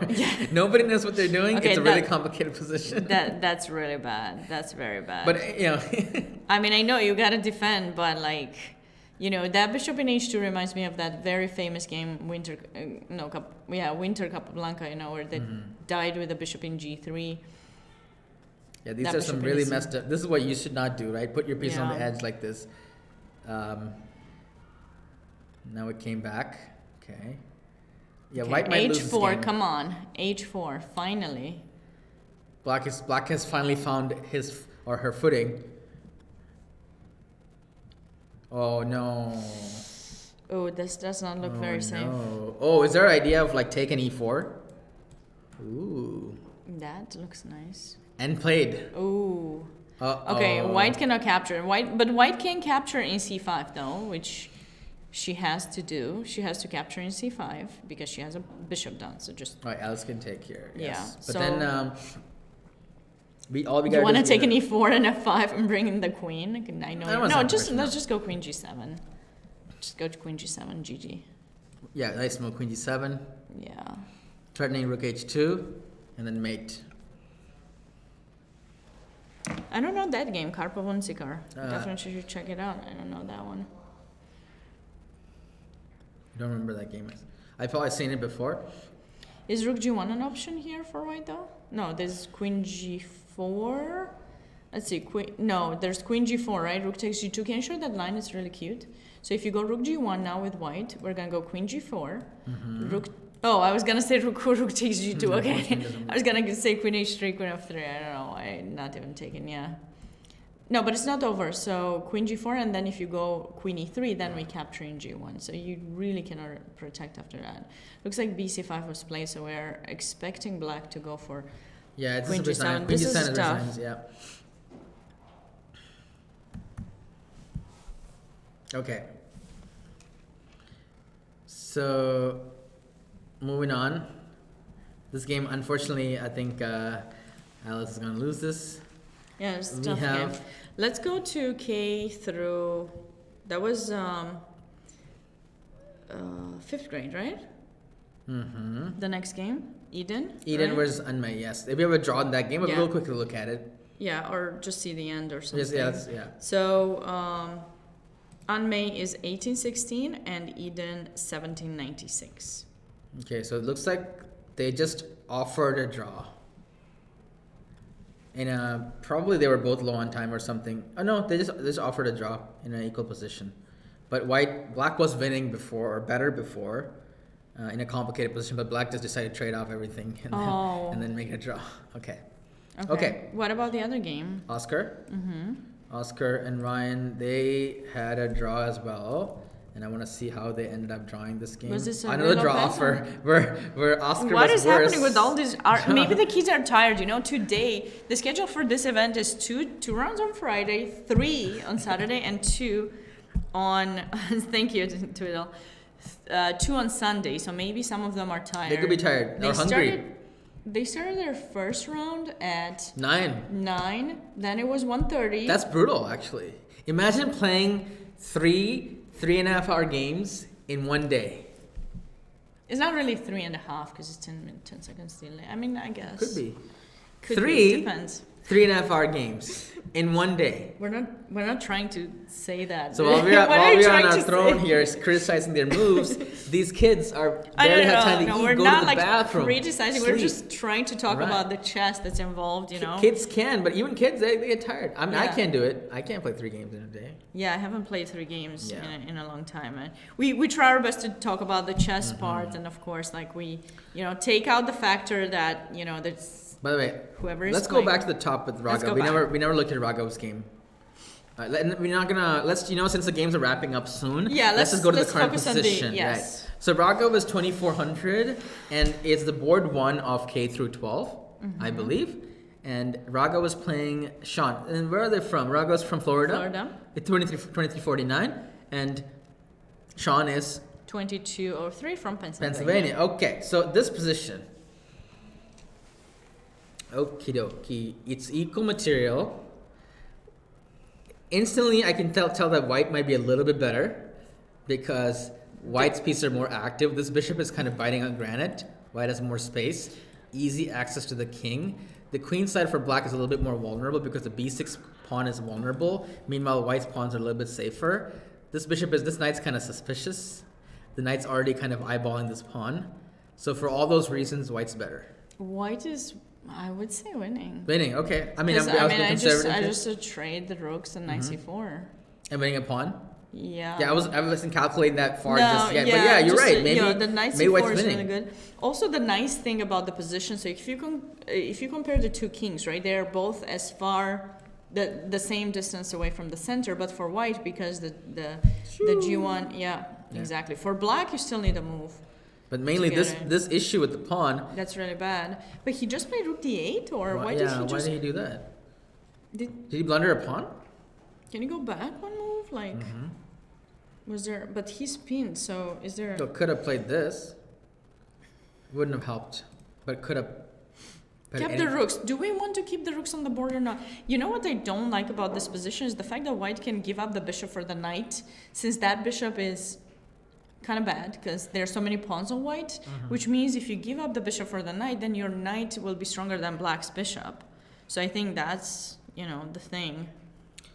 But more importantly, if you lose the pawn immediately, that's probably bad, no matter what the positional aspects are, right? So if I just trade and go knight c4, yeah, I don't see anything. Like what is happening? Okay, I think Sean's gonna lose the pawn. Is a4 a thing? Is there a way for black to just trap the bishop? No, b5 would just take. I mean. So it looks like those positional advantages have converted into an extra pawn for white. So white's probably gonna win this game. Arya's game. I think we looked at this a little bit. Yes, we did look at it. We left off a long time ago, but let's just focus on the current position we said, right? Yeah, a long time ago. Yeah, let's look at the current position. Arya, how you doing? Did we get disconnected? Yeah, everyone make sure, can you just let us know if the stream is okay? Yeah, if at some point we go offline, just there might be a little connection issue because where we are at. So please let us know if the I mean, I am live stream is okay. Please let us know. I believe we are. Hopefully we're good. I think we are. Okay, so Arya's game. Let's keep looking. We're at bishop b5. What is going on here in this position? 3, 4. So material looks like white's up a pawn, but it's actually equal material. Because of this strange pawn structure for black. Was that like a diamond or something that didn't really get a diamond? Yeah. No, it was supposed to be like a diamond, but Yeah, it could be a diamond. You're right. Potential Yeah, diamond. but here. it's Yeah. kind of hard to. Okay, we're back. Okay, yeah, we did lose connection for a second, but we're back now. Thank you, Cat Lover. Okay, so Yes, please do not leave. If we go off, we'll try to come back right back live. We need to figure out yeah, some issues, but we hope that this doesn't happen much. okay. So bishop b3. I think that white has good chances here. Rook a1. Put the rook opposite Behind the the pawn, and then just run it down the board, right? that's what you want to do. Yes. So she has. Yeah. Does she need to worry about the g2 pawn? No, there's no way.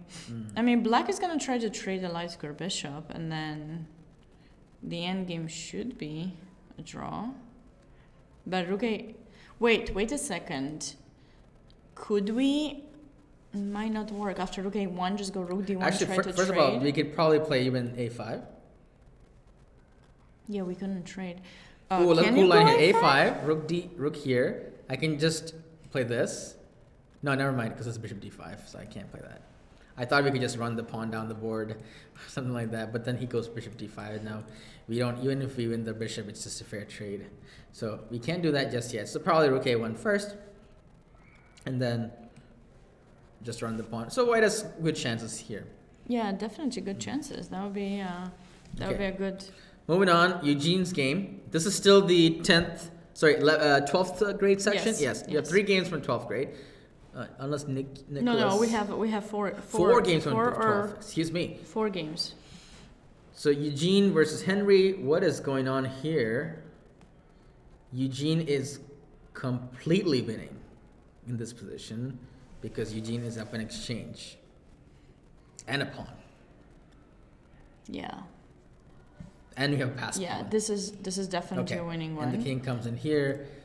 No weaknesses for white. Okie dokie, moving on. 403 participants. Actually, there are 2,480 players all together in all the sections. It's a record breaking for this specific event. The highest one before, I believe, US Chess mentioned it earlier, was like 1800 something. So Board 4 of the K-12 section, they made an offer of a draw. As we said before, the kids are tired. Sorry, Aiden. Hi, Aiden. What section are you playing, Aiden? Aiden actually comes to... I think we checked.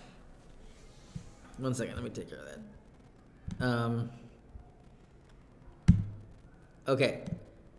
So, Aiden, what section are you? Let us know.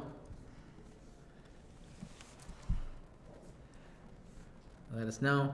But yeah, it looks like Nicholas, they drew... they might be friends or something, though. Still, Nicholas drew the game with Sumit. So actually, that's good for Sumit, because I think Sumit was the lower rated one, right? Sumit was 2105 and Nicholas 2257. So, but wasn't he a little bit better? Wasn't White? I think Sumit was better in the opening, but Yeah, misplayed it at some point, and I it was a see. very complicated game. Okay. They offered. Let's go to Gus's game. Gus was Sandeep number 1 board on K through 11, or just 11th grade, I should say. 11th grade. And remember, this is a fascinating game. He was not the second rated. He was the lower rated. Yeah, Sandeep was the highest rated. Yeah. And actually, Maximilian in the second, which we'll look at soon. Maximilian won against Sharvich, which we already saw that game. And this was a chessable course between Wesley versus Wesley, right? Where we were talking about how both players studied the same opening with white and black, and we let's see, we were looking at this position where I thought that white was slightly better, and Sabina, you were considering that F5 move, which we never checked with the engine, did we? Let's see, no. Computer says A4, but F5. How bad is it? It doesn't work quite well in this position, but let me pick one. But like humanly in a way. It was interesting, right? It's something you can come up with if you feel that you're not doing so well. So, okay, Sandeep, what's he doing here? Bishop H6. So this pawn is one. Okay, so then white did go for F4 eventually, okay. see? Because that pawn got pushed up the board too much, and e5. Okay, he's trying to place the pawns opposite and get that outpost. Okay. This must be good for white. It must be. Will we have some g4, h4, h5s? No, it's too much. They don't. Oh, he's just going for it. Oh, okay, because knight e5 you have f6, queen h6, and it's mate. That was straight up gangsta. Wow, right? That's gorgeous. That's well, if really it works. Gorgeous. If it works, but it should work, right? Because what you gonna do? There, he's going for it. Well, if I take, what is the answer? Is it rook takes knight f5? takes or rook takes? Can I go knight takes e5 now, though? Yeah, that's why I'm not sure. If we take with the pawn, it's very interesting, right? Because I check, or I can check with the knight as well. It's up to me, right? Okay. And then king King f8, queen h6, king e8. e8. Also, could I go king h8 instead of rook g8? Knight d6. Or first I can go queen g5 as well. King h8. Yeah, okay. Queen g5 is better. Is a better move order. Here though. Okay. Knight h6. Queen h6. Now I get a free tempo with knight takes f5. Right? Yes. Complicated. Very. Okay. Okay. So here we have. So if they take, and then Sabina, we have but this wait. move. Or did you want to do? No, but after rook takes f5, I was saying knight takes e5. Yeah, I wasn't sure about that.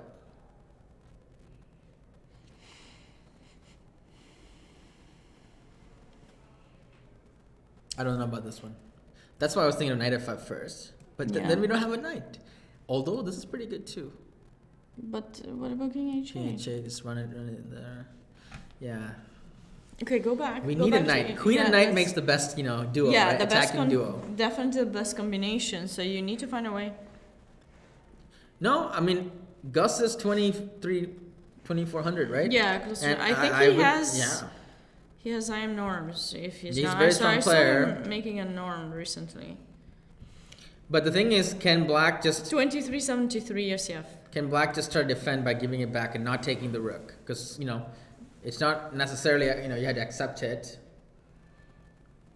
That's when you have a fan. I do. Oh, of course. Great to be here. What did you do with the girls' club? I had a simul. Was that yesterday? Yesterday, yeah. Oh, we did a three-dem simul? How do you call it when it's three people giving a simul? Tandem? Tandem No, simul. tandem is two. Oh, really? Triple something. Yeah. Simul. And it was me, Women's Grandmaster Jennifer Shahade, and Women's International Master Carolina Blanco. We played a lot of the girls, and some of them played so well. They got a few draws, 3 or 4 draws, and it was quite fun. The bad thing was that I was the last one coming, the last one that went, so I had to fix a lot of the issues. You guys are working together. They would mess it up. They would mess it up. You had to fix everything. And then I had this check. I did this great move, and I had a check. I gave a check bishop, but there was an f6 pawn, right? So I gave queen h5 check, and there was a bishop in a5. And then nobody captured that bishop. And I was like, why? Because I came back to that board, and I was like, why is your bishop still here? So your teammates were not communicating with each other. Well, you couldn't communicate because we were just, doing But you know what I mean. But yeah, and then we had a lecture this morning, and there were quite a lot of people coming in. It was really fun. So sure. Anyway, we don't have any moves yet. So after f5, Black did not try to take the pawn. He first played this knight e5, which makes sense. Right? Mm-hmm. Although this could be a mating attack, so I'm not so sure actually anymore. Why didn't Aiden wants us to look at his game? I just don't. Which right? But why didn't he play this first with then king f4? Yeah, isn't that this mate? was interesting. That's not mate because. What do you mean it's not mate? Oh, king h8. Oh, here. Okay. This seems like some puzzle. Yeah. White to play and win. Yeah, queen h6, rook g8, queen f4. What? g5. This. Yeah, just play it. Rook f4 does not work as a g5. Sabina just wants to go for the kill. She wants to show us something very pretty, right, Sabina? Yeah, but it doesn't work because there's g5. So it's a g5. Go back one more move. Here. And then you can't play mate. But it looks deadly. But if you can't find it, that's not really helpful. Because if the queen wasn't there, there'd be a smothered mate too. Yeah. The tactics are ripe in this position for sure. Yeah. It's just this g5 move, huh? Okay, so what did he play instead? He played white instead of playing f6. White played knight takes d4 rook a3. Yeah, that's a nice idea, but it's still g5 and rook g6. He escapes. Oh, in this position after yeah, F6. like where we're looking at the line, but no, he's not. He's just gonna. Sorry, what's the move here? I mean, can we take the knight first and then g5? Yeah, we can. Yeah. It's nothing. Too slow. Yes, too slow. So anyway, this did not happen. I think F6 could have been maybe it's not. I don't know could have been played. because there's bishop d3 too. I don't know. Maybe it wasn't that slow. Unclear. But anyways, Aiden said his game was 15, Doesn't but we didn't look at that game. We'll get there, Aiden. Don't worry. One at a time. So there's some really. It's a capture fest. Remember capture fest? A lot of tactics here, but it seems like after all the smoke is cleared, we have black is up a pawn. Mm-hmm. But then white goes for a draw, or is it a win? A draw, right? Perpetual. A draw. Black says no, I don't want a draw. I want to take that pawn. Oh my goodness! What? And King G8. Somebody's getting mated. Somebody, but it might not be white. So white goes back, admitting. Okay, but this is a draw. This is gonna be a draw if they get to trade everything. How? We're down a pawn. Yeah, but it's a rook end game. Mm. I don't get my king to e5, huh? No, my rook will be stuck. Why did he do that? No, queen f2. Was it forced? This He play queen this f- is not a. What about rook a4 maybe? No, I don't make it. This is gonna be lost. Can you go back like a few more moves? This is. I think it's losing, right? Yeah. Theoretical loss, maybe. My Theoretical draw, no. Yeah, maybe black's. I think black's winning. Black is because winning. When you take the pawn, I think I'm gonna come too close, right? Yeah. You don't even need to take it, you know. Yeah, this is lost. But yeah. So Too why far did away. he go queen f2? Maybe But his rook's he's getting mated, so he had no chance. he could have played queen f3 at least. But then Let me he just loses take a this, second yeah. pawn. Then takes. So where was the queen exactly placed? There's no perpet. Like, couldn't he go rook g7 and try to have a perpet in that way, or? Good question, Sabina. I don't know if it works, so let's try it. Takes, queen e5 check. Because I don't think you can go on the f file due to rook f1. Maybe this is the answer. Okay, I take an h7 too. Like, do you think you can escape Yeah. that Yeah. brilliant? Yeah. Yeah? Mm-hmm. Okay. Mm-hmm. Okay. Mm-hmm. And then boom. Well, I can improve upon this line. Can you go Okay. back? Go back one more move. I give you queen h4 check. Then I go king g8. Oh, forgot about that one. I forgot about that one. Oh no. Okay, wait. So he had nothing there? That's so sad. Oh no. Wait. Oh, and I don't have rook g8 either. Yeah, and king. I think this is the winning move. That's crazy, right? Sad. Just I don't want your rook. Let's check with the engine. Yep, king h8 is. Oh, king e7 also wins apparently. Probably with the same similar idea, idea, of same idea of g5 and then queen g6. Yeah, but king h8 also wins. Yeah, so I guess Sandeep got in first. You know, the attack black wins. Well played. Well, good defense by Sandeep for sure. let's go to board Okay. 15 and see what. You mean Merrick's game or No, 15. Aiden? Yes, Aiden. Did we look at this game? No, we did not look at Aiden's game. This is Aiden. What section is Aiden playing? Aiden is in the chat. He just finished his game. I think it might be ninth, right? ninth grade or 8th. And I think Aiden, were you in my stream before? I think I know you from the stream as well. 8th grade. Aiden's from New York. Gotcha. 8th grade. Yes, I remember you, Aiden. All right. So Aiden's playing white. And what is Eric's rating and Aiden's rating? Najdorf opening. Aiden 2155, Eric 2377. Oh, not bad. Pretty high ratings. So we have this knight f3. This is Aiden, can you tell us about the opening? Like, did you study this line? Is it from Chessable? Is it like, do you know what you're doing here? No, he's not going to say anything. He's just going to wait for it. No. It's like, this is secret. No. I want to hear your opinion about this game. No, I don't think so. You have many lines. Oh. So this is one of your weapons in your holster, one of your tools. Got it. You decide to use the positional on knight f3. Slow grind. Yeah, there's a slow grind because knight f3 keeps your king kind of safe, and you're gonna castle king side, and you have this weakness. But on the downside, you already played this knight like many times, so that's the only downside. Mm-hmm. Okay. He prepped well. So we have this slow grind. A4 makes it harder for black to play b5, and then a5, the deep freeze. En croissant, very similar to the other game, remember? And we're gonna have a couple of these terminologies, like new terminology. Black does have become famous. These open files. I think black has a good position. The a pawn is being very similar to that game. Where yeah, but was this the game between? It was one of the first boards that we saw. Yeah, Gus and. I think so. Gus versus. No, it wasn't Gus. No, it wasn't Gus. It was Max against Shervish. Hold on, maybe it is Gus's game. Yeah, it is Gus's game. Gus yeah. versus similar. No, but it open was file. not. But then it kind of transformed. Gus went for the attack. Yeah, he went for the attack. He kind of overextended a little bit with this idea. Yeah, f5 was a nice try though, but he really went for it and lost. Yeah, black was able to get sufficient counterplay on the other side of the board. So it's kind of similar to see similar, kind of. Black needs to play d5 eventually, right? But it's not so easy. Trading pieces. Bishop e6. Okay. So this endgame, would you say is better for white or black? I would pick white. But Yeah, I would pick white because black's pawn structure. Black has an a6 weakness and d6 pawn is backward. But you don't. Do you get to protect e2? How did he? E4, I mean. Yeah, it seems like white tactically protected it, right? Mm-hmm. Because is he gonna play f3 eventually? Yeah, probably f3 is gonna be played soon. Looks like he didn't play it. Knight d5 is a critical move. There's a transformation of the pawns.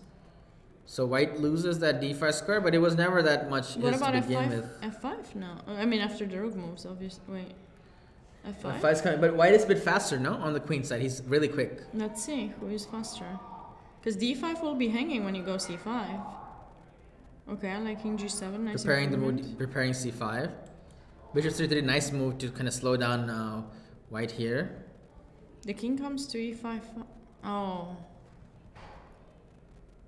Oh, did you guys What just is repeat? the king? You offered. Okay, somebody offered a draw, because after bishop takes d5. Yeah, Or rook a6 takes. I guess rook something. takes d5, right? Yeah, rook takes d5, and everything's gonna get traded off. Yeah. So you guys made a I mean, it's grandmaster such a- draw here. Yeah, Oh, looks that way. I think you gotta still play it on. Aiden, were you scared that if you Nice played to on, me. you might be worse somehow, and like you were scared that you just offered or they offered a draw, or you offered a draw? Well, black will start with g5, right? G5, f4. So. You're both in time pressure. Like, you know what? We both played well. Let's just call it a. Yeah, let's just or call 10, it a day. 10 minutes. Let's Right. go. Let's go. You didn't want to hustle each other in a We sense. played 3 rounds Yeah. today. We're Played a 4 good out of game, 4. solid game. I see. Yeah. So Aiden, I mean, it's hard to say where you could improve because both players played quite a decent game. You were definitely better. Well, Leach says that you both played at a 96% accuracy. Oh my god, that's you, brilliant. You made no miss. You made 1 inaccuracy. Black made 0 inaccuracies. Although I'm not so sure about that. Well, because that bishop e6, yeah, but like, okay, can. So you both played a good game. You know, maybe that you had that 1 inaccuracy was you could have taken advantage of your advantage, for lack of better words. Yeah, you were white. Yeah, you were white, so you're a slight advantage. The only mistake is that you didn't use your advantage to the maximum potential. Now, how could you have used it? I'm not so sure. Although Stockfish says that this, although your B2. Well, I did think that playing f3 was something. It's quite typical for the Sicilian, right, to play that move to stop knight g4. But then d5. I'm always worried about d5. If black ever gets the chance to do that, then he should be fine, right? Yeah, maybe. f3 at some point to not allow e4 as well. It's hard to say. Could we start to stop this move e4? You know, although then bishop g5 can be played as well. So it's not so clear.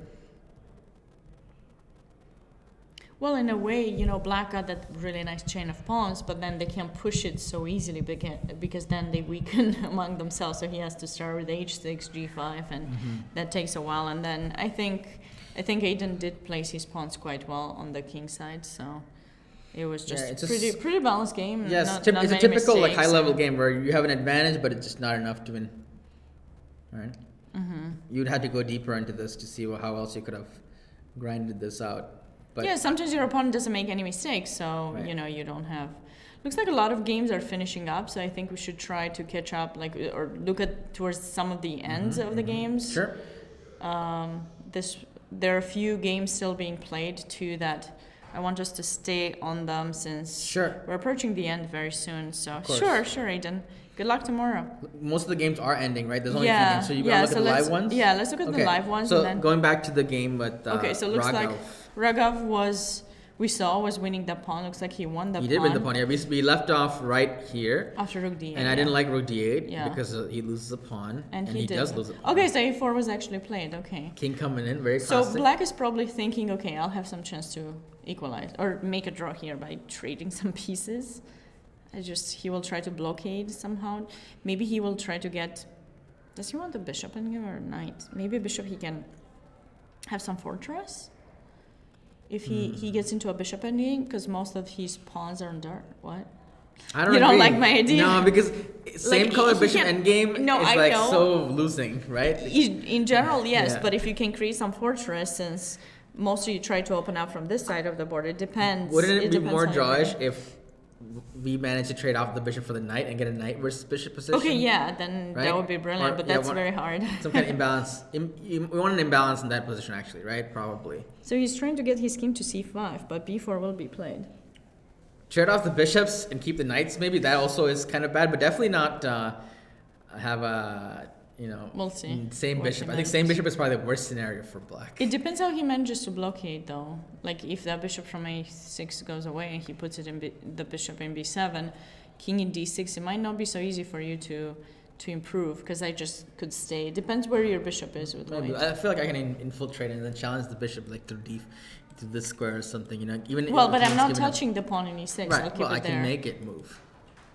Okay, but then you put another pawn on white, so your pawn in e4.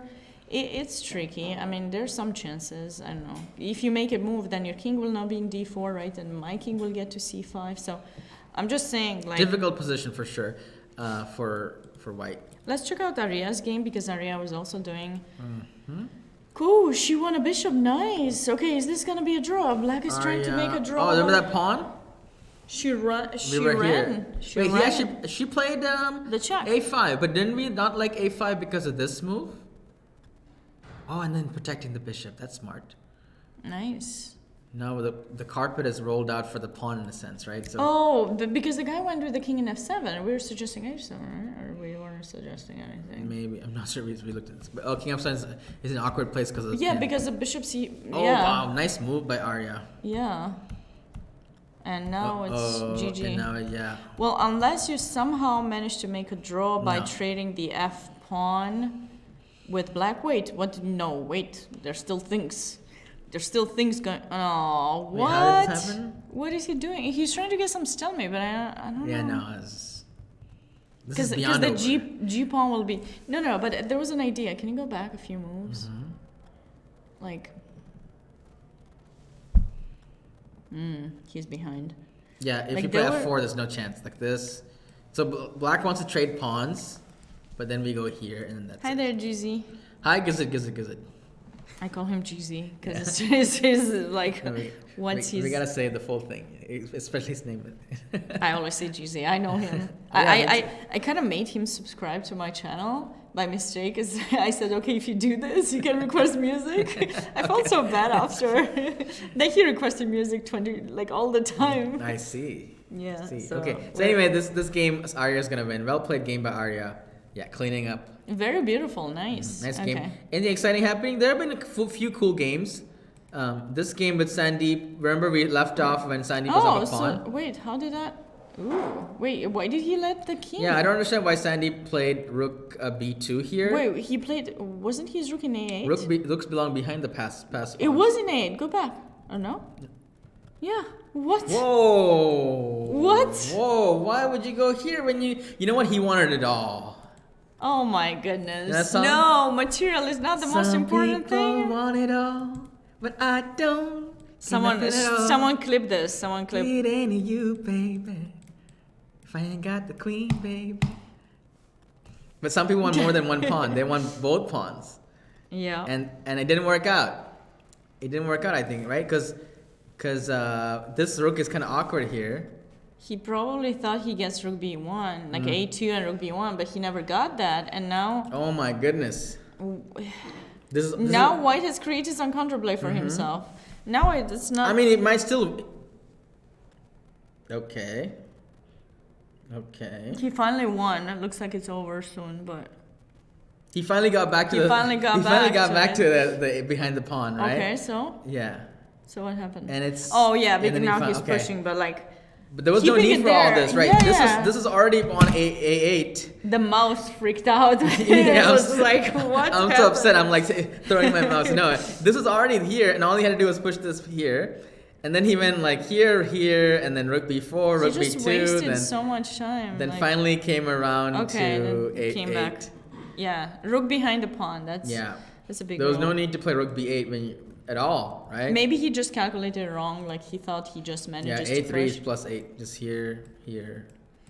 Just, then bring your king in. And just bring it in. And you can just fight the king. Maybe he thought that he'd get stuck. But the rook can be very active from here as well, right? That's why it's completely winning. So...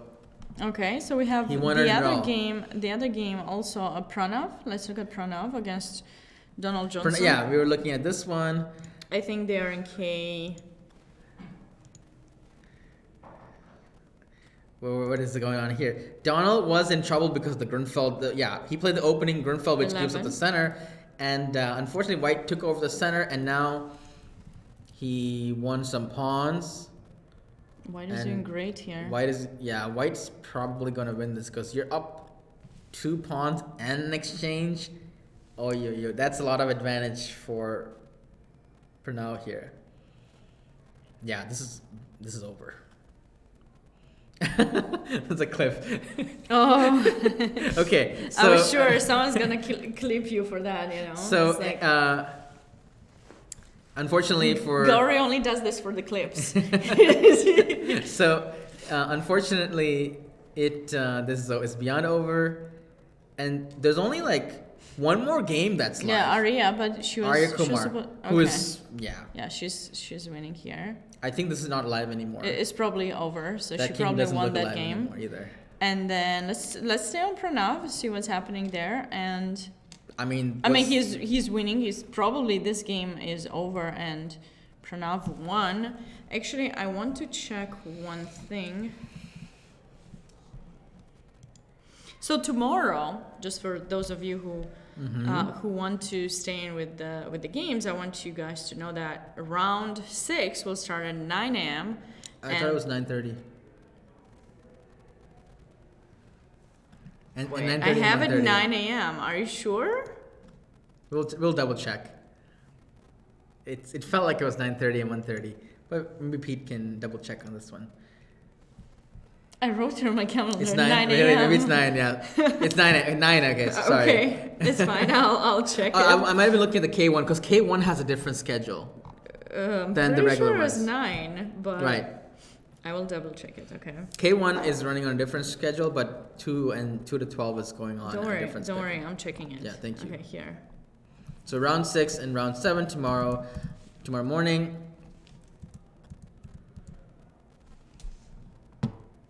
Pardon me. 9 and 1:30. Okay. 1:30. Okay, I got the 30-minute right for 1:30. Okay. So 9 a.m. and 1:30 p.m. tomorrow.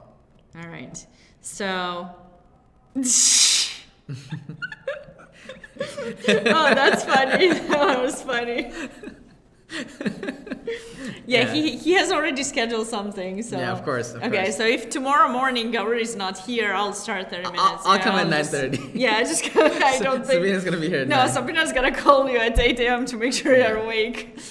Get up, Yeah. let's go. So tomorrow at 9 we'll be here, and at 1:30 as well. Yes, we will probably have a break and then we'll get back. For all of you guys who are interested, you can always replay all of these broadcasts. I guess they go, live back on Twitch, but also US Chess does post them on the YouTube page, so you definitely want to check that out. And for replaying what we've been talking about, and then past recordings and past commentaries that we have done or other strong players have done for the various events. So definitely check those out. But tomorrow 9 a.m. and it's going to be a tough day again for the kids because luckily, it's not that late for them because it's only 9:30. Right. So they get some sleep for sure. They should get some sleep, get some good food, not too much so they can sleep well, some light food. I would recommend, but I don't know. For those of them who want, maybe they'll get some burger or something. Sabina, what's your preferred breakfast before a chess round? I think it depends. It depends on who I'm playing against. But do you ever skip breakfast and play better or play worse? I mean, if I eat too much, it depends what time the round is, right? Because in the US, Let's sometimes say it's 10. at 12. Sure. At 10, at 10 sometimes you can have breakfast at around 8, 8:30. I wouldn't have it too soon, really close to the round, because then I would feel really tired. Even if I have my coffee, I would feel really tired. So I usually would get, for a tournament, I usually get a cereal bar or some kind of bar, or protein bar, or a shake. Either you eat the bar, or the bar eats you. I know. But hopefully when I eat the bar, I also win the game, I just try to make sure. So, by the way, nice finish by Pranav sacking the queen for that. Oh, and it's over. And that was it. That is the last game. We saw some interesting games. We haven't had many requests today, but we hope some of tomorrow. Hopefully, parents are look at my son's game, my daughter's game. Feel free to come in and tell us which game you want to look at. And thank you for watching and being with us this evening, everybody. We really appreciate all of you, and we're thankful that you're here watching us. And don't forget to vote for Gauri for American Idol or The Voice. I don't know, whichever you think he has the most chances to win. But thank you, Stevie. Thank you, Zid. Thank you all. Yeah, thank you all. Have a great evening. Have a great sleep. 9 a.m. tomorrow. We'll probably log in earlier. A little bit earlier. Yeah. That's Eastern time, by the way. 9 a.m. U.S. Eastern time. Signing off. Yeah, Bye, we'll see you next everyone. time. Take it easy. Have a good night. Bye.